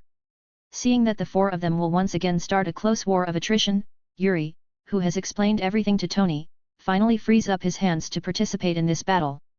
"I recognize you, damn Yuri Ambrosius." Hatred looked at Yuri with eyes full of jealousy and resentment. "It was you who sold those damn steam armors to the army. It was you who caused the military to start to have a negative attitude towards the development of super soldier serum. It was you. Let's the fighting skills and physical fitness that a soldier exchanged for his life have become dispensable." The shiny black symbiont suit covered Yuri's whole body in an instant. As he raised his hands to assume a fighting posture, a pair of golden gloves that were similar to the black ones on the side also appeared outside his forearms. Yuri waving their hands. Suanchi and Tina put away their weapons and retreated to the outside of the battlefield to watch the battle. Tony has turned off all the cameras that can illuminate the street. Yuri also spread the self-made shielding device around not long ago. The images that should be seen by the public are recorded in detail behind the residential buildings. Now, they belong to him. One-person secret operation. Hulk and Abomination saw Yuri's intention to fight too. Under the deliberate control of the latter, the anger that rose instantly greatly increased the strength of the two by several orders of magnitude. They watched the 2 green monsters roar. As it was crushing towards him, Yuri not only did not panic, but showed an extremely excited expression. It is no exaggeration to say that this is the first battle he needs to face seriously after awakening his consciousness. Turning sideways to dodge the abominable fist with a long wingspan, Yuri leaned over and swept his legs, directly lifting the opponent's feet that were more than 10 centimeters into the ground, causing his center of gravity to become unstable, and he fell to the ground in all directions. His super speed gives him reaction speed far beyond that of the Hulk and the Abomination. After Abomination stumbled and fell to the ground, the short-limbed Hulk sent his fist in front of Yuri. The latter turned his back to Hulk, locked the opponent's arm and then pulled him up from the ground with a standard back throw. Without Yuri's own efforts, the Hulk, carrying huge kinetic energy, was as high as a football that had been hit hard. It flew high and landed somewhere far away. "Emil Blonsky, Ross told me this is your name." Yuri slowly walked towards Abomination, who was struggling to get up from the ground. His slightly thin body burst out with pressure and momentum that far surpassed that of a giant. Looking at Abomination, who conveniently pulled out a lamp pole on the roadside to use as a weapon, he was confident. Said with certainty, "Until Hulk returns here, you won't have any power to fight back." I screamed in disgust and felt like a clown. Isn't Yuri Ambrosius the one who developed the steam armor? Shouldn't he be as helpless as Tony Stark? What happened to the guy in front of me who knocked him over with his kick and threw Hulk away with his shoulder? Do you think my armor is very strong? No, I am stronger. Could it be that the mecha manufacturer industry has become so involution? Yuri could clearly hear the sound of the Hulk hitting the ground in the distance. In order to make a quick victory, he directly rose into the air. Orange-red lasers shot out from his eyes, directly melting the light pole in Abomination's hand from beginning to end. It became a puddle of crimson molten iron. Then the faint blue light flashed away, and he instantly appeared behind Abomination, who was still in a daze of fear, and pinched the 5 fingers of his right hand into a cone shape. Accompanied by a dull sound of flesh and blood being torn apart, Yuri's entire right arm sank into Abomination's fiery chest full of muscles. Along with the teeth-hardening sound of bones and tendons breaking, Abomination's entire spine was crushed. He pulled it out hard. Yuri shook off the blood on his arm, looked at Abomination, who was weak and fell to the ground after losing his spine, and said indifferently, "It was me who took out your spine. Now, the battle is over." Chapter 91 Hulk's Autistic Fist. With a wave of his hand, Yuri put Abomination into the storage space together with his spine. Yuri looked at the dark red blood on the ground and curled his lips with disdain. Just now, he secretly mobilized the anger of Hulk and Abomination in order to make the two guys stronger. For the former, Yuri's goal was indeed achieved. It can only be said that the angrier the more powerful he becomes. Marvel's Bug Hulk, just a few seconds of rage, made his strength at least 5 times greater. In contrast, hatred is not so good. In Yuri's perception, hatred's strength does increase much faster than the Hulk in the early stage of violent emotions, but when his power reaches a certain level, it can't go up. I got angry and got stronger, but not completely stronger. In Yuri's view, only races that can continue to evolve are races with a bright future, such as humans and mutant races. Members of these races may be weak at the beginning and cannot directly fight against naturally powerful race individuals. But they can evolve. They can actively evolve organs or limbs that are more suitable for survival and development according to the environment and the times, and they can use their intelligence and wisdom to rationally create convenient and practical weapons. In the continuous progress and evolution, they will one day be able to seize the opportunity to defeat those races that are naturally powerful but unable to evolve. This is also the reason why he sets his sights on the group of gods who control the life and death of planets. In terms of evolutionary potential and evolutionary speed, no one in the mutant race is convinced. While he was thinking, the sound of a brick building breaking into pieces came quickly from far to near. Yuri took a closer look and saw Hulk running and jumping between buildings. In order to support his huge body, he had to use his tremendous strength. Do not destroy all fragile human structures in the places you pass by. Hulk flying kick. A big green foot fell from the sky and sank deeply into the street where Yuri was. With the explosion of countless underground pipes, Hulk pulled out the entire leg that was stuck in, and suddenly turned around to see Yuri who was unharmed. Inside. When the blow failed, Hulk began to get angry. He wrapped his left hand around his right fist and rubbed it hard twice. He pressed his leg and punched his entire right arm out like a cannonball. The hollow glove on Yuri's right forearm shimmered with golden light, and the symbiote reproductive suit covering it bulged high, giving him stronger muscle strength. Under the influence of super speed, Yuri arrived first, and was stronger than before. Hulk made a large circle of fists and hit the former's phalanges hard. A shock wave was instantly generated in the gap between the two fists. Yuri's punch force was transmitted into Hulk's right arm, and the muscles of the entire green arm shook like ripples. Hulk's entire momentum was instantly interrupted, and he was carried by his right arm raised high due to the reaction force. Flying backward. And Yuri is no better than Hulk. The entire golden hollow magic glove shattered almost instantly after the collision. Hulk's pure but terrifying power swept through Yuri's entire right arm like a tide. Directly the symbiote reproductive suit that received the force exploded to release the force, revealing the slightly trembling blue-black arm wrapped inside it. Countless thigh-thick symbiote tentacles penetrated deeply into the ground, finally preventing Yuri from taking a step back from the punch. Hulk had already adjusted his posture and got up from the ground again. He waved his numb right arm carelessly, roared and rushed over again while waving his left fist. Yuri mobilized his life energy to focus on his right arm, and all the injuries on it were healed in an instant. In the collision just now, he had used all his existing strength, but it was indeed a bit difficult to face Hulk head-on, but he and Hulk had only hit one arm just now, so this time, he wanted to try two arms. Can the arms together absorb the power of the incredible Hulk's punch? In just a few meters, hundreds of afterimages appeared behind Yuri's advancing figure. He stopped in front of Hulk, who seemed to have entered a slow-motion world, less than 30 centimeters away from the latter's left fist. Distance. Before the punch arrives, the wind travels first.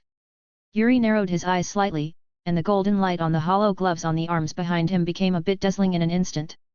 His arms were bent inward at a 90-degree right angle, covering the symbiote that was stretched to the point of exploding. The muscles tensed and exerted force in an instant. The fist speed exceeded the speed of sound, but under the influence of the power of space, it encountered almost no resistance from the air. In this way, the three fists collided together again. In a 2-on-1 fight, Yuri actually surpassed Hulk in strength at this moment. The green fat man was once again smashed into a deserted residential building. He couldn't understand how a little black man who couldn't even reach his chest could explode with more power than himself. I can't figure it out and I'm angry. Yuri's body was covered with golden light, and all the hidden injuries he suffered from the fists were restored to their original state. He looked at Hulk, who rushed forward tirelessly again, thinking silently that it was time to end this battle. In the memory of the endgame, Thanos, one of the Eternal Supremes who betrayed the Celestials, used his own power to beat the furious Hulk until he shut down. Yuri feels that his strength is not weaker than Thanos, and Hulk's current strength is certainly much inferior to that of more than 10 years later. If this is the case, then he should be able to use Thanos's bug to directly kill him. Hulk fucks himself to the point of being autistic in the Hulk Autism Fist. Hulk, pendulum. The Hulk rushed in front of Yuri, and hit Yuri's head with his entire right arm from top to bottom. While reviewing his memories, the latter performed step back and block with the right hand as Thanos did, then twisted his body and threw out his left fist, hitting the Hulk hard on the jaw. While the latter was shaking his head and staring at stars, Yuri took a step forward with his right leg. His long-planned right fist came out from his waist, twisted 180 degrees and hit Hulk directly in the throat. Hulk took a few steps back and quickly regained the ability to attack again in a furious state. He opened his arms and hit Yuri again with his right fist like a fool. Yuri chuckled, and he was indeed a brainless guy who could only wield tortoise punches. These movements were no different from when he faced Thanos more than 10 years later, except that his strength was smaller. Step forward with the left foot around, block with the right hand and hit the kidney with the left hand, block with the right hand, punch with the left hand to hit the cheek, hit the abdomen with the right hand, block with the right hand and then kick back, left hand swinging punch, right uppercut, pinch the neck and press the artery, straight punch, hold the head and press down while raising the leg to push the knee, over the shoulder throw. Hulk lay on the ground and twitched slightly. There was no visible damage on his body, but he couldn't open his eyes and get up to fight again. Yuri knelt down and gently patted his green face, which looked a little cute in the coma, and lifted him up effortlessly by grabbing his neck with one hand. After taking the Hulk into the space, he clapped his hands and took off the symbiosis suit. He smiled at the dumbfounded Black and Tina. He looked like a math teacher full of expectations after finishing a final question. He asked softly, Hulk's Autism Fist. Have you learned? Chapter 92. A portal suddenly appeared in the living room of the seaside villa. Yuri took the lead, followed by Suanshi and Tina. The three nodded to each other and went their separate ways. The latter two returned to their room to rest, while the former opened another portal leads into a secret room at the bottom of the ocean.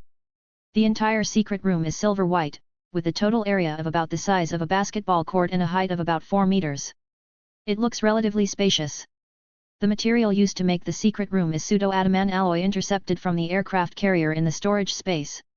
Not only is it strong enough to withstand the heavy pressure of the depths of the sea, but it also allows Yuri to freely use his hands and feet inside without worrying about whether he will be injured due to force. Any damage to the secret room caused by excessive force. Yuri can't cause much harm, which means that it's difficult for others to cause harm. In other words, if there is no way to escape from the secret room becomes a real prison. And the first person to visit this prison was the abomination whose spine was removed. Ho! Ho! Ho! After Abomination was thrown out of the storage space, he lay on the ground like a puddle of mud. He kept looking up at the spine that was also thrown on the ground not far away. And tried again and again to control his body and insert it back into his body. However, he can't. The strong vitality allows him to survive and maintain physical balance even when his spine is removed, but this state is like a conscious vegetative state, and it would be better to die than to live. Yuri could clearly feel the pain of hatred, but he didn't say anything. He just silently came to the blind spot of his vision and revealed his mutant true form. Dozens of blue-black transmission tubes bloomed behind him like stamens. The strange beauty only lasted for a few moments.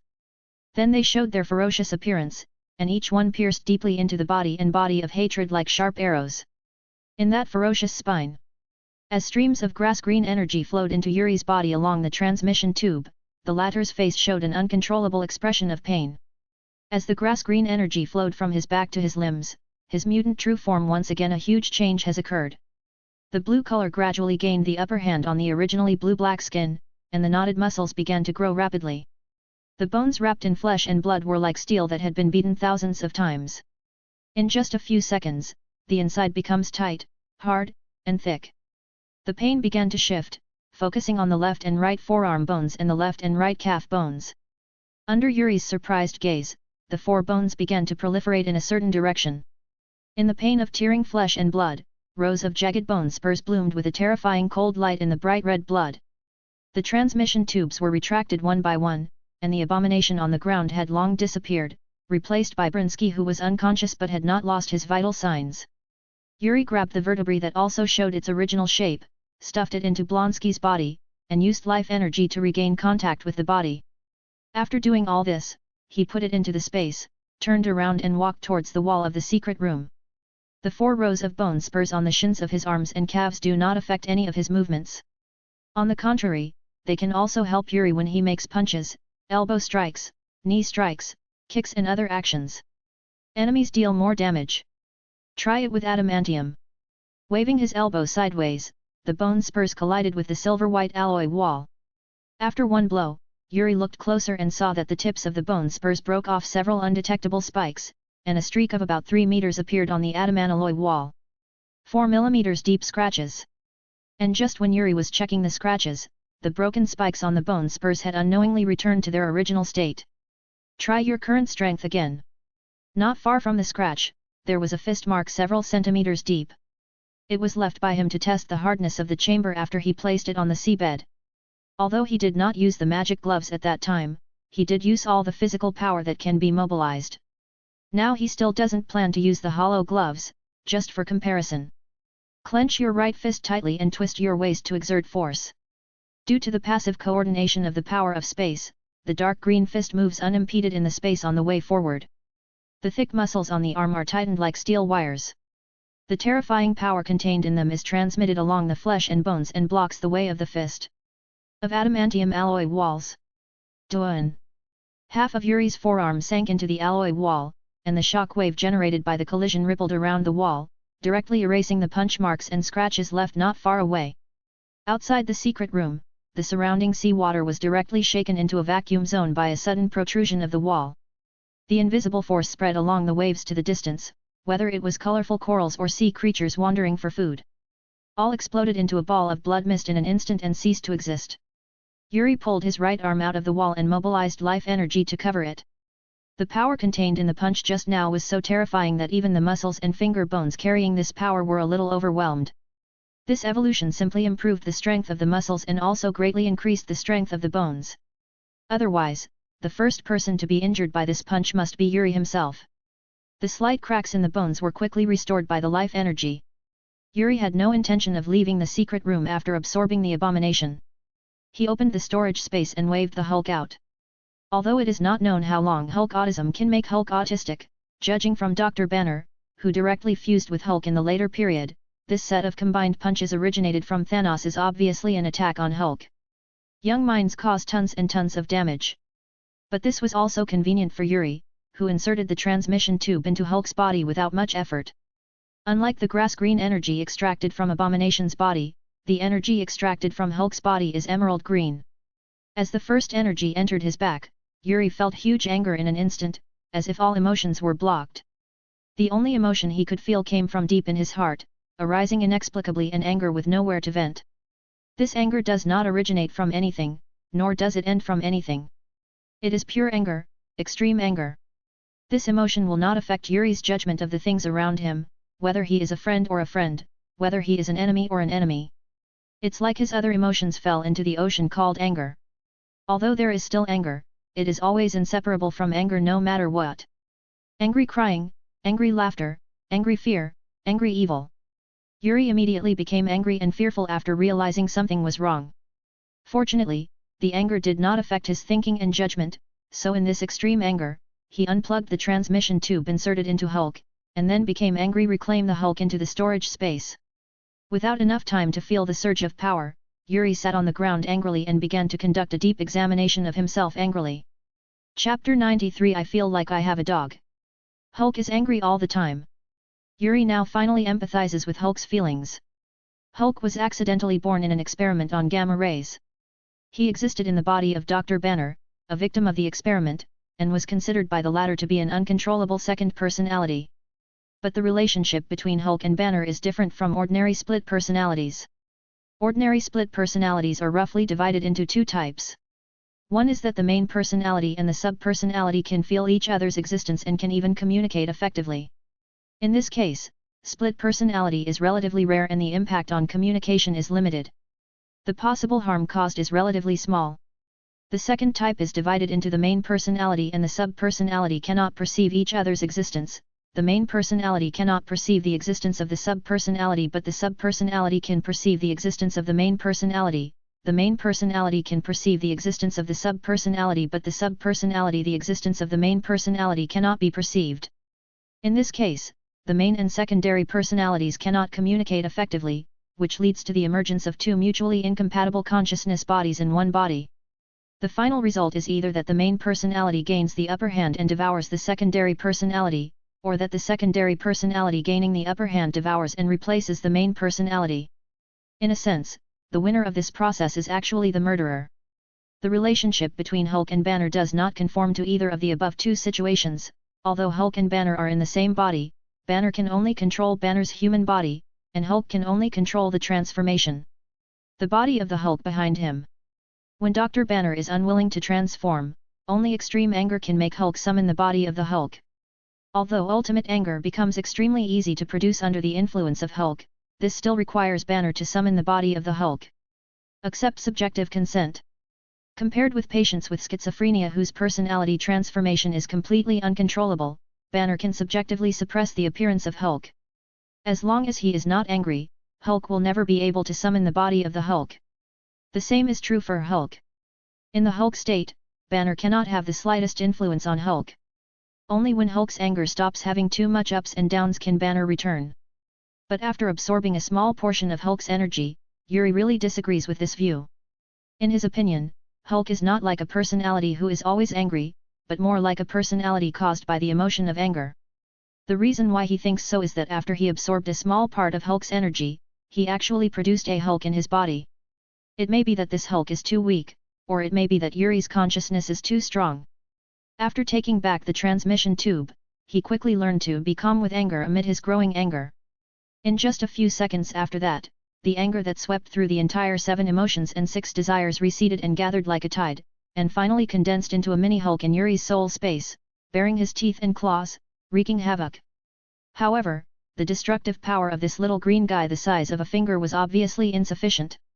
Yuri just thought about it, and under the influence of his will, he firmly imprisoned it in midair and could not move. Hulk! Hulk! The mini Hulk's eyes, which were smaller than mung beans, widened, and the angry spiritual voice echoed in Yuri's soul space again and again. The latter came to the mini Hulk and poked its emerald green body curiously. Maybe he realized that Yuri didn't have any malicious intentions. Maybe he realized that he had no power to fight back after being manipulated in the palm of his hand countless times. In short, after yelling and resisting countless times, little Hulk finally expressed his anger to Yuri. Surrendered. So what the hell are you? Yuri flexed his fingers and gently tapped on mini Hulk's head. Little Hulk lay helplessly in Yuri's hand, muttering Hulk Hulk all the time. If it weren't for the angry aura that filled his body, he would have been somewhat similar to Groot when he was a child. Under the perception of spiritual energy, although he can clearly contact its consciousness, what is incredible is that Yuri can't feel the existence of its soul body at all. Facing little Hulk, he rubbed and rolled all 18 kinds of martial arts, but in the end he didn't study anything. Helpless, Yuri had no choice but to take the little Hulk off his hand and throw it to the ground with a gentle bah. The latter quickly got up from the ground and faced Yuri sideways in a very Hulk-like manner. He snorted, and although he looked very angry, he finally stopped wreaking havoc in the soul space. Little Hulk glanced at Yuri cautiously. When the latter approached Yuri thinking he had something to say to him, the former screamed Hulk Hulk and hid under the sofa. Yuri stopped when he saw this. What was going on with this feeling like having a dog? Not teasing the little guy, he reached out and grabbed it, and the finger-sized Hulk appeared in his hand with a confused look on his face. Yuri summoned the Holy Sword and the Holy Shield, and when the little Hulk looked horrified, with an expression on his face, he said to the two psychic weapons, "Watch this guy, don't let him run around, just run around and kill him." Hulk! Hulk! Fear was written on Xiaolu's face. He hugged one of Yuri's fingers tightly, trying hard to appear obedient.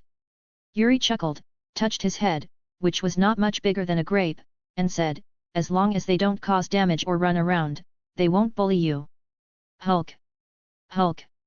He patiently held little Hulk in his hand and coaxed him for a long time, before he reluctantly let go of his fingers and jumped to the ground. He carefully avoided the Holy Shield and Holy Sword surrounding him, and took small steps in front of him. He wandered around in the soul space which was extremely spacious for him. Seeing this, Yuri's consciousness instantly returned to reality and left the soul space.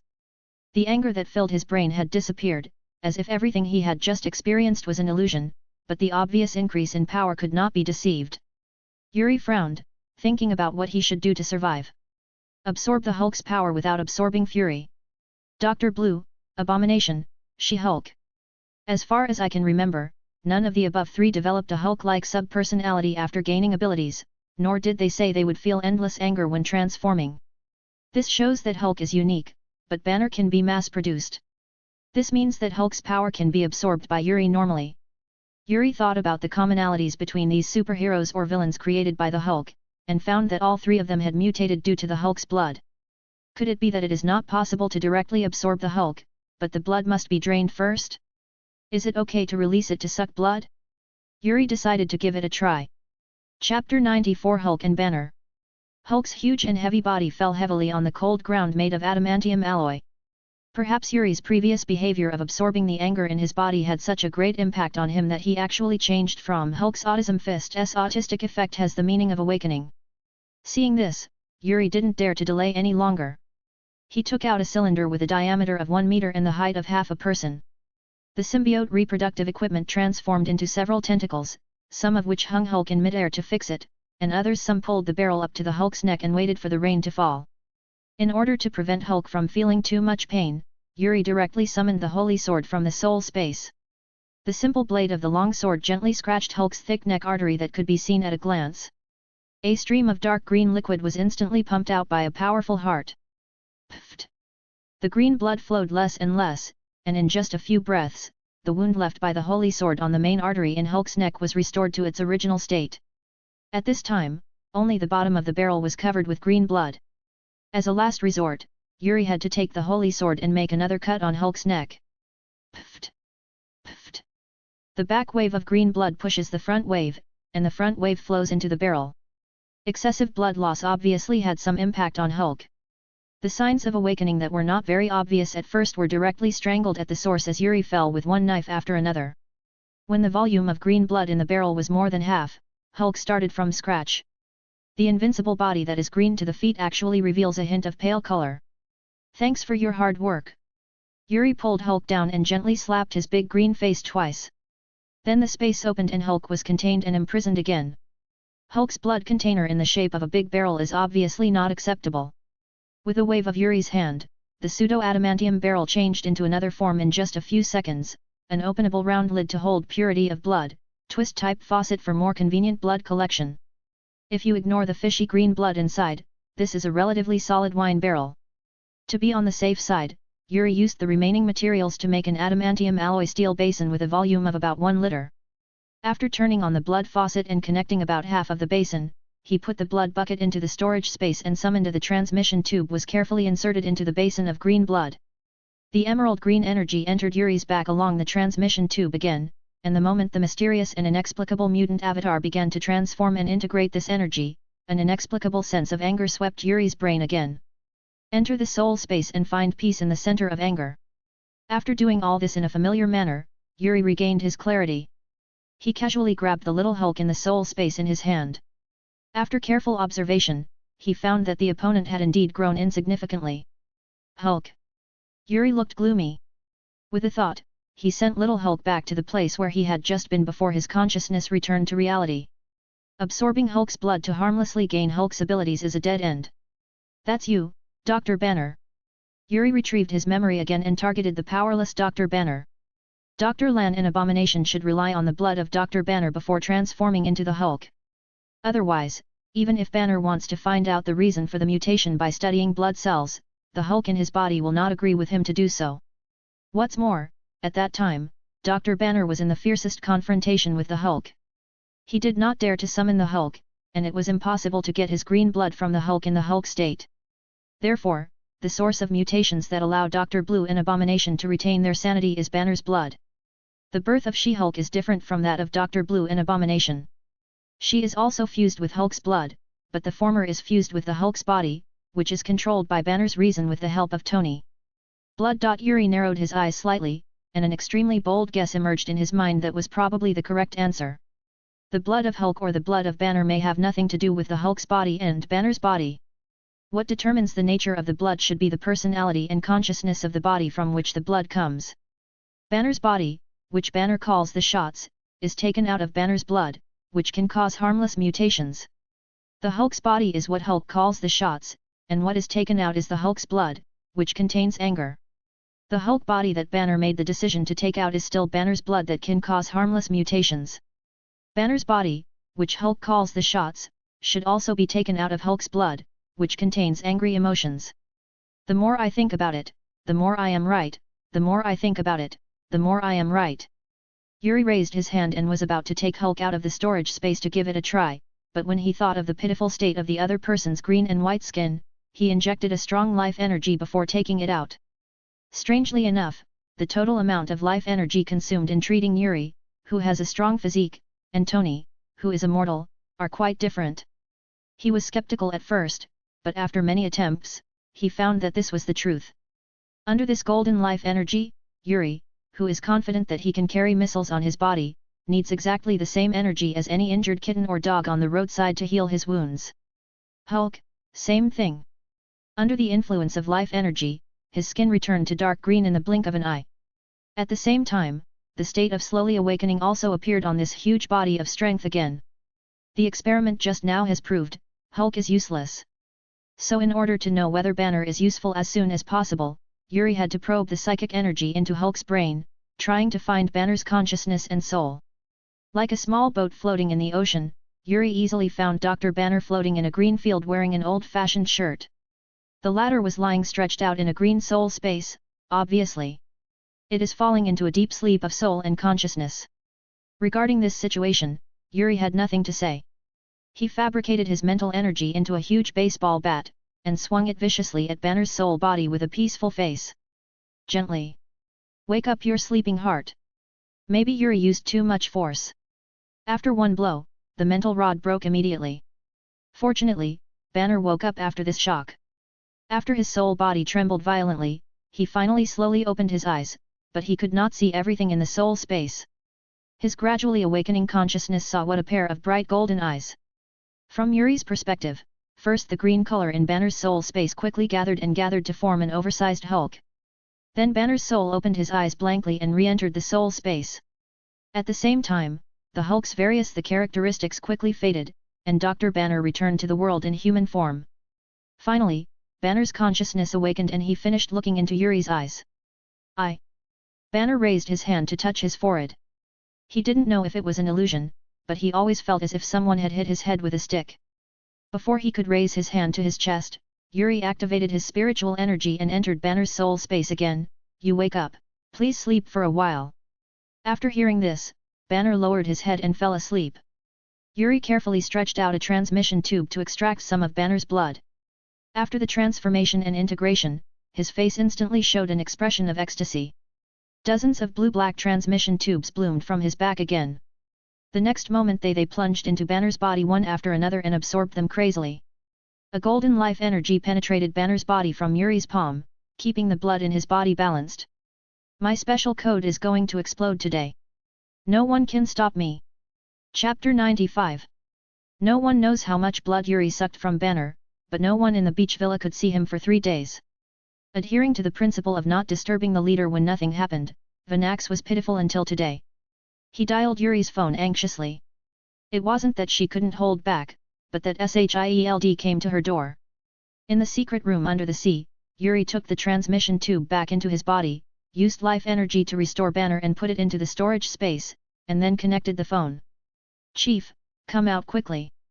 The black braised egg with the bald Coulson said what he promised you has arrived. Fury looked at Vanax, who was holding the phone and talking nonsense with a dark look on his face.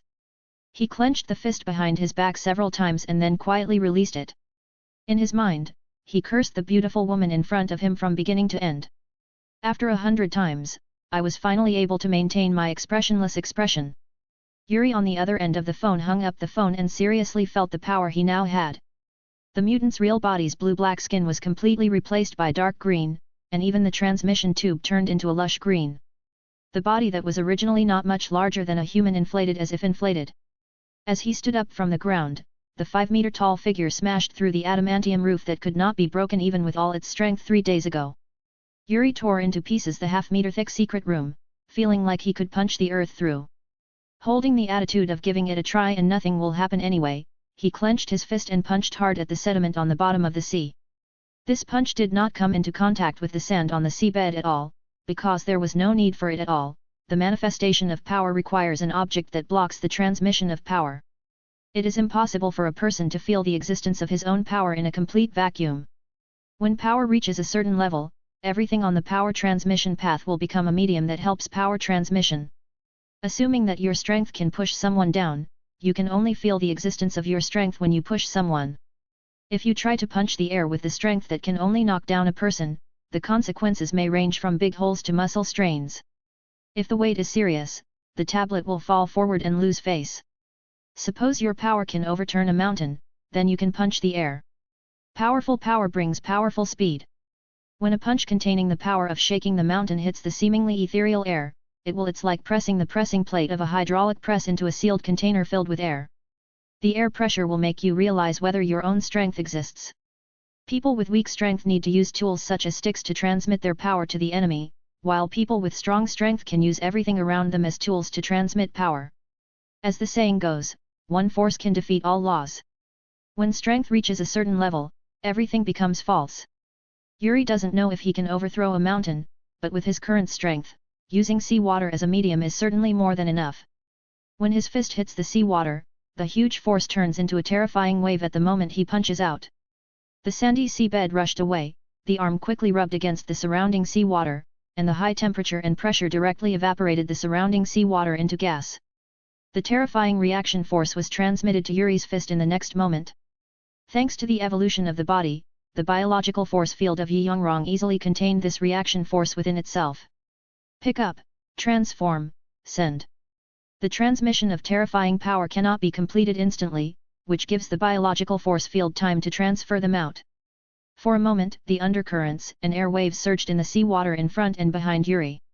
Countless fish and shrimps were crushed into powder by the power transmitted along the seawater before they had time to react. The whole process was too fast, and as for them, they had no time to feel the pain. With this blow, all the seabed within a radius of 50 miles suddenly sank several meters, and the sand surged up, but was immediately pinned to the ground by successive waves. An extremely huge fist was left like a fallen ball. Like an iron ball on a plastic film, the seabed within 500 meters turned into a weird funnel.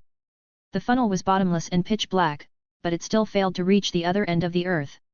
The oscillation of the seabed and seawater continued, but by the time the aftermath was transmitted hundreds of miles away, it was basically no longer lethal. Seeing this, Yuri finally understood his current status. The slightest movement of Mother Earth under his feet would be countless times greater than this, and his current power level was nothing. I thought I could just go find the god Tiamu and strangle him in the cradle. But now it seems that it will take some time to develop. Yuri hovered on the bottom of the surging undercurrent, frowning slightly. Banner's blood has indeed given him a terrifying increase in strength, but starting from a day ago, the effect of this improvement has become weaker. Perhaps the base number has become larger or some other reason. In short, it continues to be absorbed all day long. The increase in strength brought by Banner's blood is no longer comparable to the gains gained from hanging up for a day. Banner is useless. Just hand him an abomination to shield and get some of the things you want in exchange. With that in mind, Yuri looked at the slightly shiny sea water above his head, activated his biological force field and rushed towards the sea at an instant speed. Miss Vanax, with all due respect. Fury, who had already drank 3 cups of coffee in the living room of the seaside villa, had a dark face and said impatiently, "You really need to call Yuri Ambrosius again to urge him, you have to know that my time is really precious." Vanax reluctantly moved his eyes away from the Tom and Jerry on TV, turned his head and asked innocently, "I'm sorry, Lu Dan, I wasn't listening to you just now. Could you please repeat what you just said?" "Repeat that? Ha ha ha, please don't pay attention, Miss Vanax." Coulson glanced at Fury's one eye, which turned slightly red in anger, and quickly stepped forward to ease the atmosphere between the two. "The main reason is that Yuri's request is too special, and it will be difficult for us to convince him. It takes a lot of effort, but if it is delayed due to time reasons, it will be a huge regret for both of us, right?" Bam! Crash! The outside of the living room faces the endless sea. This sudden movement instantly attracted everyone's attention. The sea surface bulged out like a net hit hard by a badminton. At the highest point of the bulge, as if overwhelmed, the smooth water curtain opened a small opening, and then a human-shaped black figure emerged from it. Came out and floated on the top of the sea water that began to slowly fall back. Fury squinted his eyes and finally saw the true face of the shadow in the less dazzling sunlight. That handsome face, his iconic golden eyes, and Fanner, who ran out with a happy look on his face. Chris explained the true identity of the Black Shadow in every detail, Yuri Ambrosius. He has become stronger again. Fury was surprised that his attitude towards this matter was as natural as it should be. Chapter 96. There was silence in the dim carriage. Coulson was in charge of driving, and Fury sat in the passenger seat with his eyes closed. Yuri was the only one in the spacious back seat. He folded his arms and nodded, his body still swaying slightly with the smoothly moving vehicle, and he seemed to have fallen asleep. Same. In this quiet and strange atmosphere, the vehicle slowly stopped in the parking lot of the Tricurve Wing building. The moment the vehicle stabilized, Fury, who was resting with his eyes closed, and Yuri, who was asleep, came together almost at the same time. When he came to open the car door, Coulson, who had been sober all the way, had to turn sideways and lower his head to unbuckle his seat belt, which slowed the two of them down. The three entered the exclusive elevator without saying a word, and Fury pressed the button for the top floor after a series of verifications. Cough cough. Coulson glanced at his immediate boss and explained softly to Yuri beside him, "Dr. Hank Pym should be visiting the defrosting Captain America at this time. You will never believe it. He is here after 70 years. Actually." Cough cough. Fury coughed twice and interrupted Coulson's drifting off topic. He turned his back to Yuri through the crack of the elevator door and said, "Let's wait in the director's office first. The director said he wants to see you." Yuri patted Coulson, who looked uncomfortable because he was forcibly silenced, and then continued Fury's words, "Director? Alexander Pierce." Fury, who was facing the crack in the door, immediately frowned when he heard this. He turned his head to look at Yuri with a puzzled face and said in a questioning tone, "How do you know the name of the director of S.H.I.E.L.D.? As far as I know, there is no intersection between you, right?" Yuri was thinking about why Pierce wanted to see him, so he ignored Fury's words and ignored him. Coulson raised his eyes, and the braised egg turned red again. It happened that the elevator just arrived at the top floor. As the elevator door opened, Fury snorted and walked out first. Coulson smiled apologetically at Yuri and stretched out his hand to guide the ladder. The three of them had just turned out of the elevator when they saw two elderly people walking towards them. One of them had sunken eyes and a head full of yellow hair. He was Alexander Pierce, the current director of SHIELD, and the other had white hair and a pair of transparent glasses, and some small toy-like tank models pinned to his waist. Hank Pym! Yuri shouted the old man's name loudly, and at the moment when the other person's eyes met, he activated his mental ability to rush into the other person's memory and quickly retrieve it.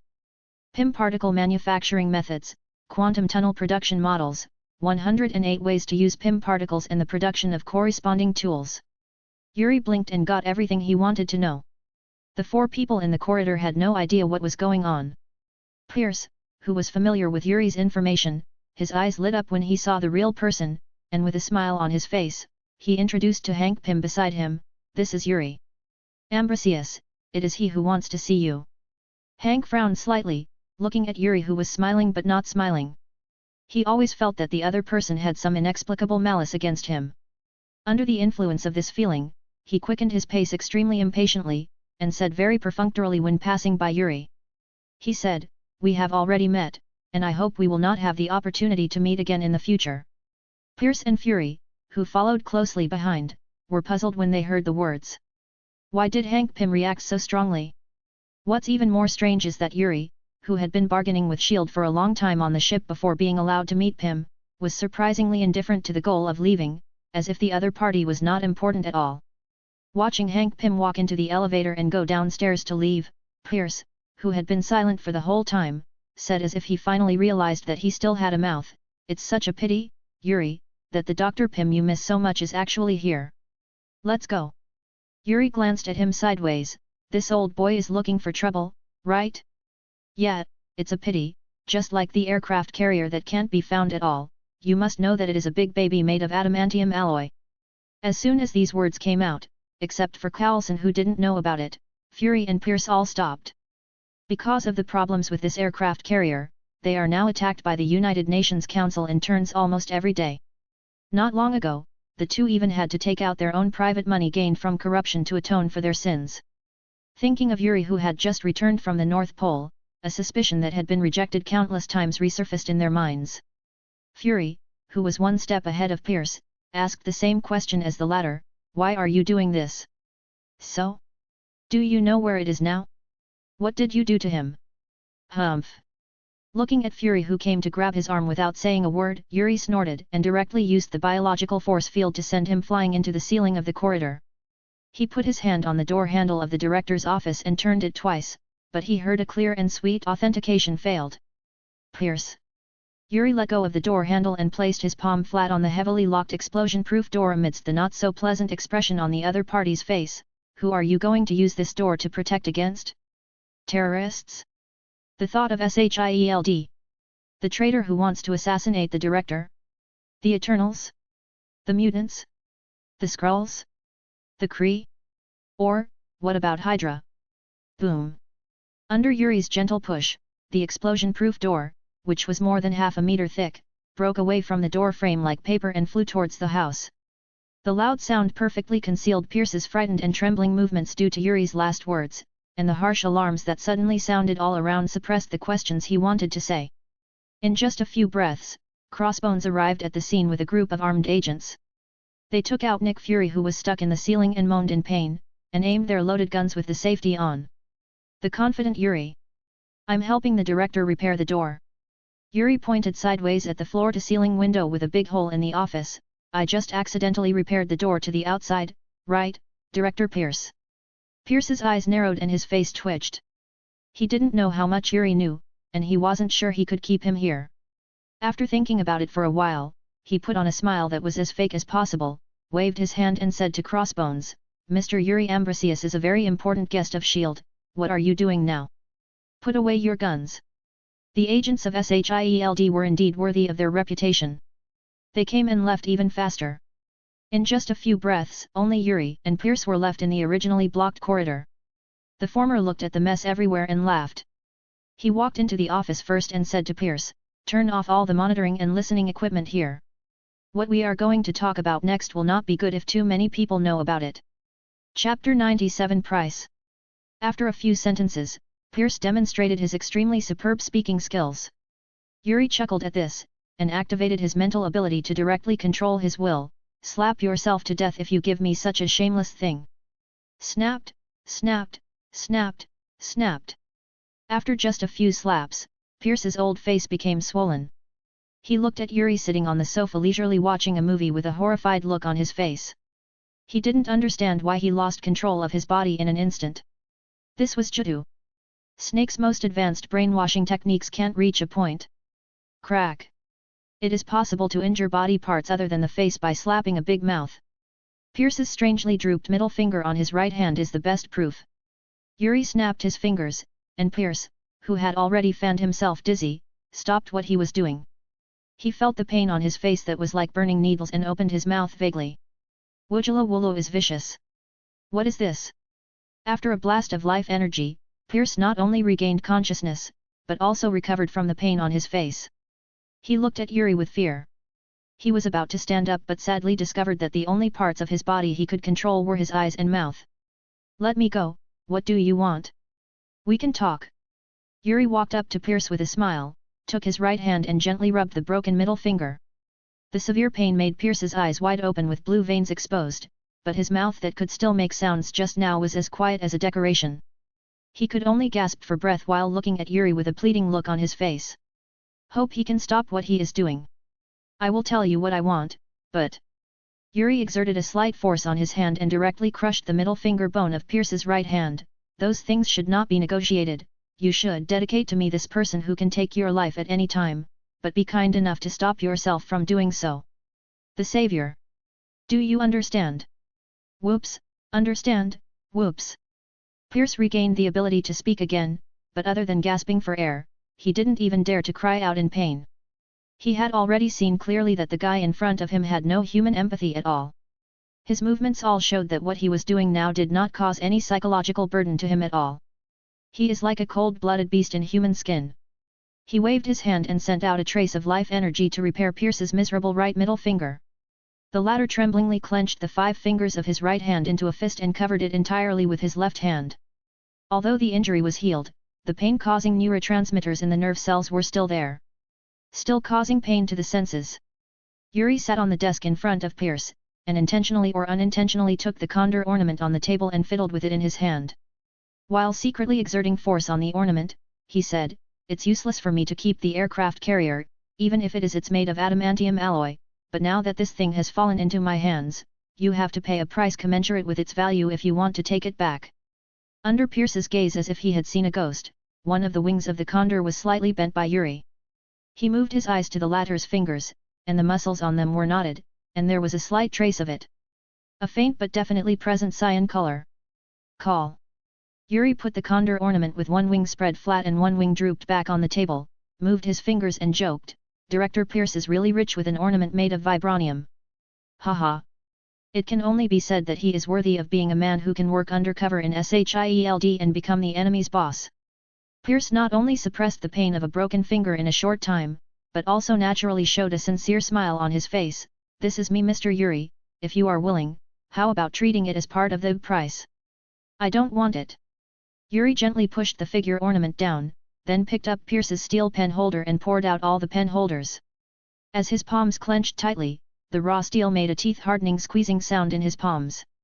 Within a moment, a square cube appeared in his hand. Handing the steel cube to Pierce, meeting the puzzled eyes of the other party, Yuri said with a smile, "What I want is as square as him, but what I want is this big, and it emits a faint blue light. Do you know its name, Pierce?" The smile on Pierce's face became stiff. He avoided Yuri's eyes, and asked hesitantly, "Do you want the cosmic Rubik's Cube?" "That's right." Yuri nodded. During this time period, there are time gems, space gems, and a reality gem hidden in an alien space on Earth. The Time Stone is sealed in the Eye of Agamotto and is almost inseparable from the current Supreme Mage Ancient One, the alien space where the reality stone is located will only appear automatically when there are 9 stars in a row. Now it is very difficult to find and open it. Only the space stone, now the cosmic cube, is the easiest to obtain. The majestic infinity stones are shelved by a group of SHIELD agents and Hydra spies who only think about war, and are sometimes used by stupid scientists on Earth. All kinds of weird but ineffective experiments. Yuri felt that it was his responsibility to rescue him from the hands of ignorant mortals and let him bloom the true color of the infinite gems in his hands. I know that you fished him up from the bottom of the sea, and even turned a blind eye to the Hydra plane carrying Captain America's body. I know that he was secretly studied by you, recruited the Skrulls, and eventually became Captain Marvel. I know that you have established a secret research department for it, with the purpose of recreating the energy weapons used by Hydra in World War II, and equipping them on the helicarrier under construction to help complete the threats deduced by the Zora algorithm personnel. Amidst Pierce's heavy breathing, Yuri paused and then continued, I have no interest in the matter between Hydra and S.H.I.E.L.D., but the premise is. The cube is in my hands. Compared with the pain of severed fingers, Pierce took more time to calm down his turbulent heart after the revelation of the removal plan. He didn't know how Yuri knew about this plan that had been conspired for more than 10 years, nor did he know will he tell other people on a whim that this seemingly fantastic news is actually true? At the card table with only himself and Yuri, he didn't dare to gamble, let alone turn the table over. All he could do was take out the treasure in his pocket and hand it to the other party, and what happened after that was not up to him. Decide. The cosmic cube is not in my hands. Fury is in charge of this project now. Seeing Yuri's eyes narrowed again, Pierce hurriedly continued, give me 2 days. I will definitely deliver it to you. Yuri's eyes that were about to squint immediately reopened. He jumped down from the desk and gently patted Pierce on the shoulder, I want to get the cosmic cube before tomorrow night. If I can't do it. A blue-gold portal slowly opened in the director's office of the Tri-Curve Wing building. Pierce looked up and saw that it was the door of Yuri's beachside villa. As you can see, Chief Pierce. No matter where you are hiding, I will find you and kill you. Chapter 98 Inference. Tri-Wing building. Fury, who was knocked into the ceiling by Yuri, was taken to the emergency medical room with the support of Coulson and a group of armed agents. The person in charge walked forward unhurriedly. He first put his finger on Fury's middle to make sure that he was still breathing. Then he took out a stethoscope from his pocket and gently pressed it on Fury's body. His chest was obviously slumped. 1 second, 2 seconds, 3 seconds. The person in charge waved his hand and said impatiently, you have the nerve to send me to the emergency room with this kind of injury. And there are so many people following you. Give him the rebirth potion. If it doesn't heal after 3 injections, I'll break my tooth and eat it. The medical staff who had been prepared quickly took out 3 syringes and slowly injected the light blue regeneration potion into Fury's body. The latter's breathing returned to steady within a short period of time, but his face turned a little red. It looked somewhat similar to someone whose mouth was blocked to prevent him from breathing after finishing a bottle of Coke in one go. The person in charge in a white coat took a glance and greeted the armed agents who had blocked the room outside the door, here, someone needs to be strong. Punch him in the stomach and make him vomit out the blood inside. Just come out. Coulson and Crossbones looked at each other, and the latter walked up to Fury without saying a word. There was no verbal communication or eye contact. Crossbones suddenly raised his fist and hit Fury's lower abdomen hard. There was only a pop sound, and a large group of black and red bruises fell from Fury's body. Spit it out. The blood clot was thrown up vertically and then fell freely. A small part landed on the spotless emergency room floor, and most of the rest hit Fury's dark face, who was lying on the stretcher and had no time to dodge. After blurting out a few beautiful motherfucks, Fury got up from the stretcher and wiped his face hard with his hands. Opening his eyes, the world in the blood-covered eyeballs was red. Without saying a word, he pushed away the armed agents blocking the door of the emergency room, and walked quickly to the washroom with his head down. The agents who stayed here looked at each other with undisguised gloating and a sense of revenge. After Coulson scrawled a thank you to the person in charge of the emergency room, he quickly transferred the information to everyone in the room. A large number of people eating melons were dispersed. 3 or 10 minutes later, the gloomy Fury returned to his office with a black face, his brows were furrowed, and his mind kept replaying what he heard and saw stuck in the ceiling. Everything of Eternals, mutants, Skrulls, Kree, A&D. Hydra. Fury reached out and pushed open the door to his office. Carlson was holding his laptop and operating something on it. Hearing the sound of the door opening, their eyes met for a short time. The latter immediately stood up and opened the door. The computer screen turned to the former and said, "This is all the surveillance from when Yuri entered the car to when he left the Tri-Wing building. I think you might want them." Fury gave Carlson an ugly smile. He was indeed one of his most trusted men. Carlson could always do serious things that made people happy. Quickly adjusting the progress of the video to the time before the door to the director's office was pushed open, Fury dragged his chin with one hand and stared at the high-definition surveillance inside S.H.I.E.L.D. to analyze the facial expressions of Yuri and Pierce bit by bit. And body movements. His intuition told him that there was something wrong with these two people. Who are you going to use this door to protect against? Terrorists? The traitor in S.H.I.E.L.D. who wants to assassinate the director? The Eternals? The mutants? The Skrulls? The Kree? Or, Hydra? Listening to Yuri's voice on the computer, Fury narrowed his eyes slightly. He knew the Skrulls and the Kree well, but the Eternals and mutants, some time ago, someone within S.H.I.E.L.D. did mention these two terms, but it seemed to be related to the aircraft carrier sent by Pierce to the North Pole. Under the deliberate blockade of the latter, Fury knew very little about this matter. But why does Yuri seem to know everything? One question after another came to mind, but it did not affect Fury's serious analysis of the video. When Yuri said the word Hydra, Fury keenly noticed the strangeness of Pierce's posture. After observing it several times, it was unbelievably confirmed that it was not the office door that was violently pushed open by Yuri that caused Pierce's abnormal posture, but the word Hydra that Yuri said. What fark?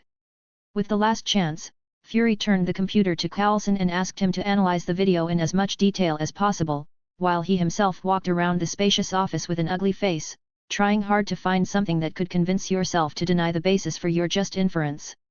10 seconds, 20 seconds, 30 seconds. As an 8th-level agent, Carlson's ability to observe people's emotions is not weak at all. After watching it several times, he finally understood why Fury was so troubled now. The moment Yuri said the word Hydra, Pierce's eyes and posture showed extremely unnatural expressions. Then Yuri pushed open the blast door, but at this time, Pierce unusually did not react because of that.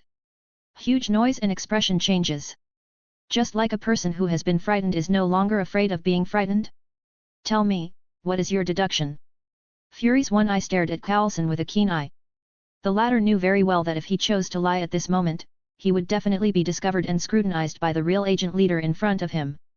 So now he can't lie, he can only tell the truth. That. Carlson replied hesitantly, Director Pierce, he and. Jingle bell. The sudden ringing of the phone saved Coulson's life. In his opinion, being forced to suspect that his top boss was related to a world-class terrorist organization that had completely disappeared was no different from being forced to die. Want to know what is going on in this world? Not long ago, Captain America just confirmed that the vital signs are still there, and Hydra is about to appear soon. The steel armor flying in the sky, the underground collapse that destroyed several streets, the aircraft carrier disappearing out of thin air, the two green scary monsters fighting in the residential area, and the one who seemed ordinary, but couldn't see the details no matter what. Yuri Ambrosius. Fury, who was interrupted by the ringing of the phone, did not insist on hearing the speculation from Carlson that he did not want to face. He quickly walked to the desk and picked up the receiver on it, and there was a burst of chatter. Burst out from the receiver in an instant.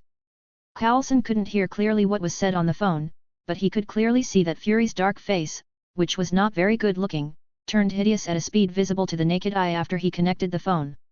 The phone was hung up, and the only sound left in the huge office was Fury's angry breathing. After a while, Carlson walked into him cautiously and asked, What happened, Fury? Chapter 99 We are not along the way. What happened, Fury? Carlson's question was simple, but Fury hesitated for a long time before opening his mouth. The Cosmic Cube. Just now, Pierce sent people to the Dark Energy Joint Operations Base, and used a very lame reason to take away the Rubik's Cube. The Dark Energy Joint Operations Base is a secret research center led by the current Director Pierce. The base secretly recruits scientists from all over the world and uses agents to destroy or cover up any traces of their existence in the world. Was discovered. The base is surrounded by mountains, making it easy to defend but difficult to attack. It is heavily guarded and difficult to enter and exit. A year ago, Pierce secretly transferred the base to Fury. It was at that time that he finally understood what the research object of the base was and what the research direction of the base was, to reproduce and upgrade the research that had appeared during World War II. Hydra energy weapons. After taking over, he sent his subordinate Hawkeye to manage the normal operation of the entire base, but he did not make large-scale changes to the scientific researchers and staff. In the current view of Fury, his approach is simply a flawed approach, a person in charge who ostensibly controls the overall situation, and a group of actual operators who hold real power. The former is just a mere commander and cannot help at all. Fury's purpose of controlling the base. But not only could Pierce secretly obtain all the research results, but after the incident was revealed, he could also put the blame for unauthorized production of energy weapons on his head, Nick Fury, who is the current controller of the base. Scenes from the past with Pierce quickly played out in Fury's mind. He once regarded Pierce as his guiding light, mentor, and sage who paved the way, and Pierce's actions were indeed worthy of Fury's evaluation of him, but now Fury regards Pierce as a suspected Hydra lurker, double agent of SHIELD, and the uncrowned king of Oscar-winning actors. Observed again from this perspective, many small details that had been subconsciously ignored instantly became clear. Alexander Pierce has a big problem. Fury looked up at Coulson.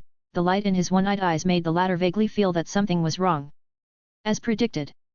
Fury laughed, patted his shoulder and said seriously, I have a very important task for you. The stars move, the sun and the moon alternate. In a blink of an eye, it was the afternoon of the next day. Next to the swimming pool of the seaside villa, Yuri was lying on the lounge chair under the umbrella with a glass of sparkling ice-cold Sprite. His eyes wandered over the three fair-skinned mermaids tumbling in the swimming pool, enjoying the space wantonly. The anticipation before the gem arrives. Anticipation is a wonderful feeling that can make people lose interest in anything else until they have accomplished what they are looking forward to. Contrary to the sage state after joy, this is the calm before the storm. The slight roar of the car engine appeared in Yuri's hearing range, covering the entire cliff. He slowly closed his eyes and could clearly feel the abnormal fluctuations of the space force in his body. He poured out the Sprite in the cup. After finishing the drink, he placed it on the small table at hand with a clatter. What I want is here, open the door to welcome guests. After hearing this, the three mermaids broke out of the water, each picked up the clothes on the edge of the pool and quickly dressed up.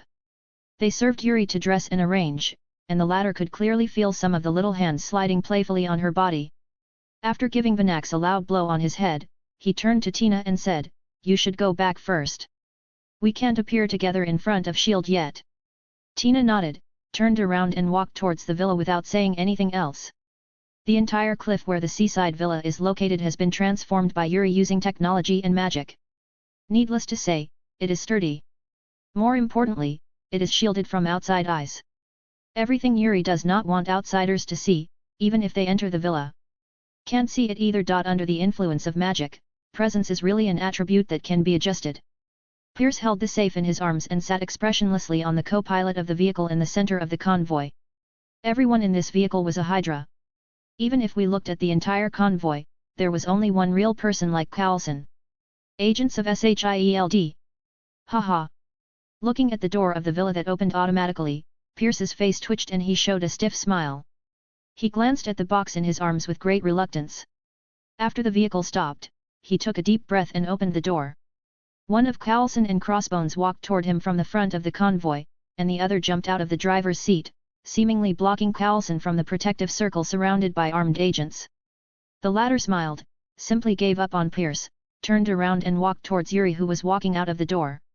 Good afternoon, Mr. Ambrosius, Miss Vaneux, and Miss Kate. Coulson's politeness made it impossible to fault him. Yuri was in a very good mood today. Hearing this, he smiled and said good afternoon to him. Just when Coulson was about to make a few more words of intimacy, Yuri's next words broke the mentality that he had finally adjusted to. Coulson, I'm surprised you came here with Pierce. Didn't Fury notice anything? Coulson glanced at Pierce, who was getting closer and closer under the protection of everyone, and hesitated with a guilty conscience. Mr. Yuri, I'm not sure what you mean by detecting. If you have a chance, you can find someone. Can you tell me in detail? Pierce. Yuri, who suddenly raised his voice, startled Coulson. He spread his hands and gave the latter a helpless expression. Then he looked at Pierce's yellow hair that seemed to have become more grey overnight and asked, what do you want? Pierce waved his hand after hearing this. and the armed agents surrounding him quickly made way for Yuri. They watched their supreme leader walking slowly forward with a bleak pace. For a moment, everyone subconsciously calmed down. Pierce walked in front of Yuri. The beautiful Vanax and Kate didn't even make his eyes move a little bit. He just looked at the box in his hand, and then directly cast his eyes on Yuri, who stretched out a hand to him. Pierce also stretched out a hand. As you said, I will give you the Rubik's Cube and you will give me the aircraft carrier. Yuri chuckled, and turned the outstretched hand down and up again, and a glass bottle filled with more than half of the bottle of water appeared out of thin air in his palm.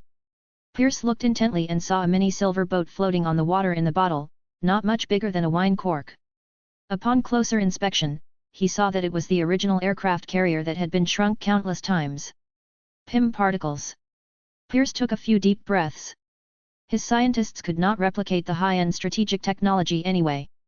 Yuri just met Dr. Pym and was able to come up with a practical finished product in one day.